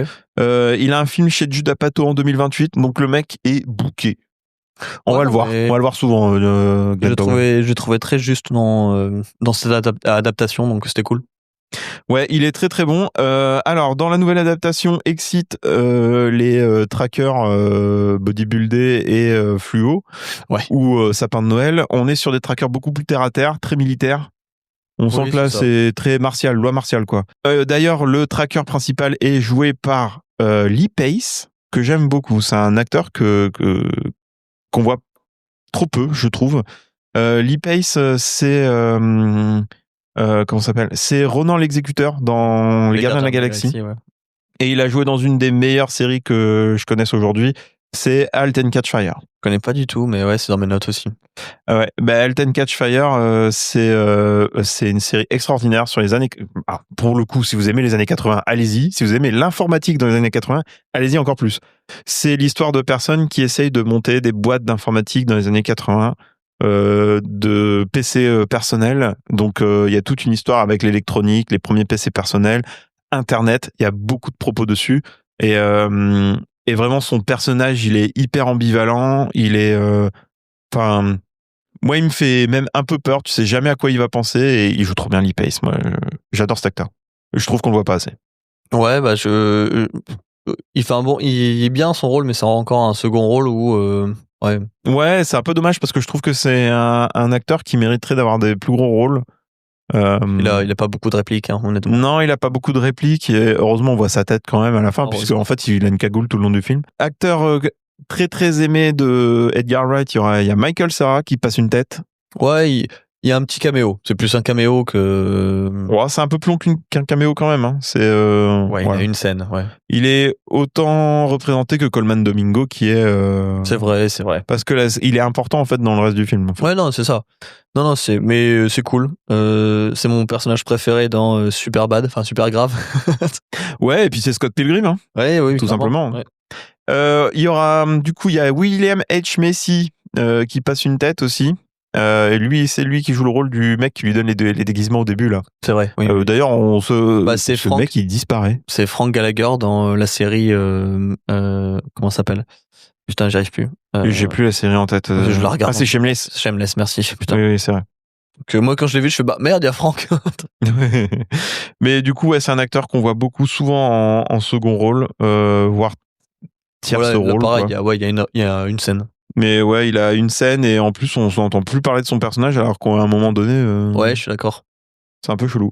Josh Brolin joue le rôle de notre... alors, c'est pas le présentateur, Damon Killian, et il s'appelle Dan Killian et pas Damon Killian maintenant. C'est pas le présentateur, c'est le mec qui manipule tout dans la chaîne. C'est le chef. Ouais, c'est le patron, c'est le grand Manitou. Le présentateur, c'est Colman Domingo, qui a été révélé par une série, je crois, et je crois que c'est... c'est dans Euphoria. C'est Euphoria, Colman Domingo? Pour moi, c'est dans Euphoria, ouais. Parce qu'il a joué dans Fear the Walking Dead, il est dans Wicked. Oui, exact, ok, il est dans Euphoria. Mais c'est pas la série qui l'a révélé, je crois. Je sais plus. En tout cas, il a joué dans Candyman aussi, en 2021. Il a joué dans Drive Away Dolls d'un des frères Cohen. Il joue dans Transformers Rise of the Beast. Je l'ai pas vu, ouais, c'est pour ça. Moi non plus. Ouais. Et ouais, non, Colman Domingo, ça fait quelques années qu'il tourne pas mal et on commence à le voir. Pas trop mal au cinéma aussi. Il a joué dans The Nick aussi avec... The Nick, c'est sur un hôpital dans les années 20 à New York, qui est le Knickerbocker. Et en fait, tu suis... mince, comment il s'appelle, celui dans Les Fils de l'Homme, là, Clive Owen, qui est médecin, et en fait, c'est les premières césariennes, machin, ils font beaucoup de tests, et il est vraiment bien, la série est extraordinaire. Mais du coup, ouais, Colman Domingo, et on a dit Josh Brolin aussi, ouais, on a dit Josh Brolin, et voilà, on a fait le tour des acteurs. Déjà pas mal, hein. Ouais. Très peu d'actrices. T'as Emilia Jones, quoi. Ouais. T'as Emilia Jones qui joue le rôle d'Amelia Williams. C'est le rôle le plus what the fuck du film, je pense. Il sert pas à trop grand chose. Ouais, il sert à faire une petite pub à Renault. On a une petite Renault 5 électrique, voilà. Une petite Alpine, là. Elle est belle, ouais. Et t'as Jamie Lawson qui joue le rôle de Sheila Richards, puisque Ben Richards a une femme et un enfant dans ce film. Oui, bah écoute, globalement, qu'est-ce que t'en as pensé, toi? C'est quand même vachement mieux que celui avec Schwarzy. Hein. Putain, c'était pas dur, mais bon. Ouais, c'est ça le problème, c'est que effectivement, en ayant comparé les deux, forcément, ouais, c'est infiniment au-dessus que la version de Schwarzenegger. Bah déjà, tu sens que le réalisateur, c'est un vrai réal. Ouais. Par contre, je vais le dire tout de suite, on en parlait hier, hein, mais moi, je retrouve pas la patte d'Edgar Wright dans le film. Ouais, moi non plus. Sur la BO, oui. Toujours une très bonne BO. Des très bons morceaux des années 60, 70, très cool, qui font pas anachronique avec le film, je trouve. On en parlait tout à l'heure, il y a une direction artistique qui mélange un peu des trucs futuristes avec des bagnoles à l'ancienne. Donc il y a des trucs qui fonctionnent très bien, qui font très cyberpunk, tu le disais tout à l'heure. Ouais. T'as des villes qui font très c'est ça, c'est cyberpunk, hein. Donc oui, en vrai il y a des trucs vraiment bien réussis dedans, mais je trouve que ça manque d'effets de caméra et de dynamisme dans le montage que Edgar Wright a l'habitude de faire. D'ailleurs c'est souvent des mimiques un peu qu'il fait, et j'ai l'impression qu'il essaye de sortir de ça, peut-être je sais pas à quoi c'est dû, mais je sais pas non plus, ça me fait un peu penser à Darren Aronofsky cette année avec Pris au piège, qui c'est pas du Darren Aronofsky quoi. Enfin, en tout cas, dans la réal, c'est pas du tout ça. C'est pas des mauvais films. Je sais pas ce qu'ils font, en fait, ces réalisateurs-là. Je sais pas si on leur a proposé de faire le film, d'édulcorer leur style et tout. Alors, à savoir un truc, Edgar Wright, Last Night in Soho était un échec cuisant. Moi, je l'ai trouvé très cool, hein, pourtant. Ouais, mais au cinéma, il a vraiment pas marché. Je crois qu'il est en perte en plus en argent avec le casting et tout. Il se refasse avec ce film-là. Hein. Mais c'est dommage parce que honnêtement, déjà c'est con de prendre un réalisateur pour pas avoir sa patte. S'il y a bien un film sur lequel ça aurait marché, c'est celui-là. Ouais, carrément. Je pense qu'il aurait pu faire un truc un peu à la Baby Driver sur le rythme et tout, sans être trop rythmé non plus, parce que Baby Driver, le but c'est d'être rythmé sur la musique, puisque le gamin il est sourd et il écoute que ça. Enfin, pas sourd, mais il a un problème à l'oreille, il écoute que ça. Il y a des acouphènes, quoi. Ouais, c'est ça. Et il y a vraiment de la musique tout le temps dans Baby Driver. C'est ultra bien fait. Moi, j'adore Baby Driver. Je pense que c'est un des films d'action ces dernières années qui marche hyper bien. Déjà, le casting est ouf, mais en plus, tout ce qui est fait autour de la musique est vraiment trop bien. Après, le film est pas mauvais, encore une fois. Hein. Non, c'est pas mauvais. Ça reste un bon film d'action. Comme on le disait, Glenn Powell, il est trop bien dans le rôle. Tout le monde est trop bien, même Josh Brolin, il est... de toute façon, c'est un super méchant, Josh Brolin, hein. Il n'y a plus rien à prouver. Hein. Après, Thanos, il a fait Thanos, hein, de toute façon. Donc non, en vrai, le film est bien rythmé. Il y a une petite longueur à la fin. Moi, je trouve le dernier acte un peu inutile, mais ça, on va pas spoiler, ça sert à rien. Mais je trouve la BO cool, je trouve la DA cool. Les scènes d'action, elles pourraient être un peu plus dynamiques, je trouve, de temps en temps. Surtout en étant réalisé par Edgar Wright, quoi. Et l'histoire de manière générale casse pas trois pattes à un canard, parce que c'est des messages qu'on a déjà vus 1000 fois, mais ça fonctionne. Donc ça fonctionne bien, c'est plutôt bien retranscrit. Après, il a des trucs j'ai l'impression qu'il en fait pas grand chose. Genre quand il lance le Running Man, il dit que tout le monde peut faire de la délation dès qu'il le croise. C'est une bonne idée d'ailleurs. Qui est une très bonne idée, mais qui est très mal exploitée, quoi. C'est vrai. Mais il y a une dimension beaucoup plus participative, beaucoup plus lancinante dans cette version-là de Running Man, qui doit sûrement être liée au bouquin, j'imagine. Ouais, peut-être, ouais. Donc, je serais curieux de lire le bouquin pour voir la différence. Mais non, c'était sympa. En vrai, c'est un bon divertissement, film popcorn. Moi, je conseille aux gens d'aller le voir au ciné parce que c'est un bon divertissement à voir. Ça aurait été n'importe quel autre réalisateur, j'aurais dit c'est trop bien. Oui. C'est un Edgar Wright et je me dis, ça manque de quelque chose, quoi. Non, c'est ok. Ouais. C'est... si vous êtes fan d'Edgar Wright, allez le voir quand même. Si vous aimez juste les bons films d'action, allez-y, parce que franchement, vous n'allez pas vous ennuyer. Ouais, pour le coup, on s'ennuie pas. C'est juste, sur la fin, ça tire un peu en longueur, je trouve. Ouais, je suis d'accord. Mais il aurait dû aller un peu plus vite sur certains trucs. Mais je trouve que l'humour est très bien géré, à l'inverse de beaucoup de films, comme surtout dans les Marvel récemment, où tu sais, l'humour vient desservir la tension, puis vient désamorcer les situations compliquées. Là, il y a pas mal d'humour, mais jamais ça fait retirer, tu sais, le côté sérieux du film. En fait, ça arrive à surfer entre les deux. Ouais, et là pour ça, il est très fort, Edgar Wright. Je trouve que il a un timing comique dans l'écriture qui est vraiment bon. Moi, il y a plein de fois, j'ai vraiment rigolé, mais c'était drôle, quoi. Et du coup, des moments, je me dis toujours, qu'est-ce que ça aurait donné un Ant-Man par Edgar Wright. Ouais, j'y ai pensé pendant qu'on regardait le film. Surtout avec Paul Rudd, quoi, bordel. Bah oui, clairement. Ça aurait été exceptionnel. Non, c'est un beau gâchis aussi, ça. Mais non, franchement, c'est pas le meilleur film de l'année, honnêtement. C'est pas le meilleur film de l'année. Ça reste un bon film d'action, mais c'est un film qui se plante encore une fois de Edgar Wright. Ouais, je sais. J'ai un peu peur pour lui. Donc est-ce qu'il va revenir à un cinéma plus en English, à revenir en Angleterre? Après, et moi, refaire un truc un peu plus. Moi non plus. Ouais, un peu plus, tu vois, posé, un peu plus. Moins de thunes, moins de tout ça, et c'est là où il est fort aussi, hein, c'est quand il a pas beaucoup de thunes, il arrive à faire des trucs cool, quoi. Bah ouais, moi je trouve que, tu vois, un truc comme le dernier Pub avant la fin du monde, c'est exceptionnel, et pourtant il se passe pas grand chose. Il me fait mourir de rire. Shaun of the Dead aussi. Tous, hein, c'est trop bien. Donc non, c'est vrai que quand tu te dis que c'est un réalisateur de ces films-là, c'est un peu décevant. Ah, et de Scott Pilgrim aussi, faut pas l'oublier. Ouais, ça tue aussi. Hein. Trop bien Scott Pilgrim. C'est cool en plus parce que tu vois, comme tu l'as dit, c'est un réalisateur anglais. Et les gens pourraient avoir l'impression que c'est un réalisateur américain parce que t'as une grosse image américaine dans le film plusieurs fois, mais c'est une très belle critique des États-Unis. Un peu comme ce que fait Roland Emmerich. T'as l'impression que des fois, ça glorifie le pays. En fait, c'est pour en faire une critique derrière. Donc, non, je trouve ça vachement cool. Ouais. On ne peut que soutenir des blockbusters comme ça, donc allez-y. Hein. Ouais, et puis c'est encore un film cette année qui dit que l'Amérique c'est pourri. Et... Ils sont pas à la mode en ce moment, les Américains. Non, bah tu regardes entre Eddington, Running Man et qu'est-ce que j'ai vu d'autre aussi Bah tu sais, One Battle After Another. Ouais, voilà, c'est ça. One Battle After Another. Tout le monde est en train de dire que l'Amérique c'est un peu pourri et que c'est un peu de la merde. Oui, c'est la fin du règne. C'est la fin du rêve américain, je pense. Oh, ça fait un moment qu'il est mort déjà. Ouais, je pense aussi. On va conclure là-dessus. Écoutez, avant qu'on termine, je voulais savoir, est-ce que t'as une réplique préférée, toi, du premier film? Alors, j'ai plein de répliques que j'aime bien dans le film. Si tu peux en choisir une. Mais, j'allais dire I'll be back, mais non. C'est un autre film, ça. Non, la réplique sur Sub-Zero. Regarde-le, ton Sub-Zero. Maintenant, tu peux l'appeler Zero tout court. C'était pas... qu'est-ce qu'il a dit aussi? Qu'est-ce qu'il dit après? C'était pas... Attends, c'était pas Attends par Damon, ça? Non, je sais plus. Ouais, je sais plus. En tout cas, ouais, voilà. C'était cette réplique-là, elle est drôle. Et bah, à chaque fois qu'il tue quelqu'un, il a une réplique drôle. Donc, et toi, c'est laquelle? Moi, c'est Quelle tête brûlée. Simple, efficace. Pas le temps de niaiser. Après, j'aime bien jouer Noël aussi. En parlant de ça, les prochains épisodes seront sur le thème de Noël. On vous laisse dans 2 semaines deviner l'épisode qui va sortir. Pour vous, ça sera dans 1 semaine. J'ai hâte. Ouais, moi aussi, j'ai hâte. Ah putain, celui-là, il va être bien. Donc voilà, c'était tout pour nous. Est-ce que je vais mettre mon sapin de Noël pour pouvoir faire mes épisodes de Noël? Bon alors, pour le coup, on sort l'épisode de Running Man, ça sera donc là début décembre. Du coup, le 3 décembre, c'est ça. Ouais, donc 2 semaines après, on aura l'épisode de Noël. Le 17 décembre, l'épisode de Noël. Et le 31 décembre, le 2e épisode de Noël.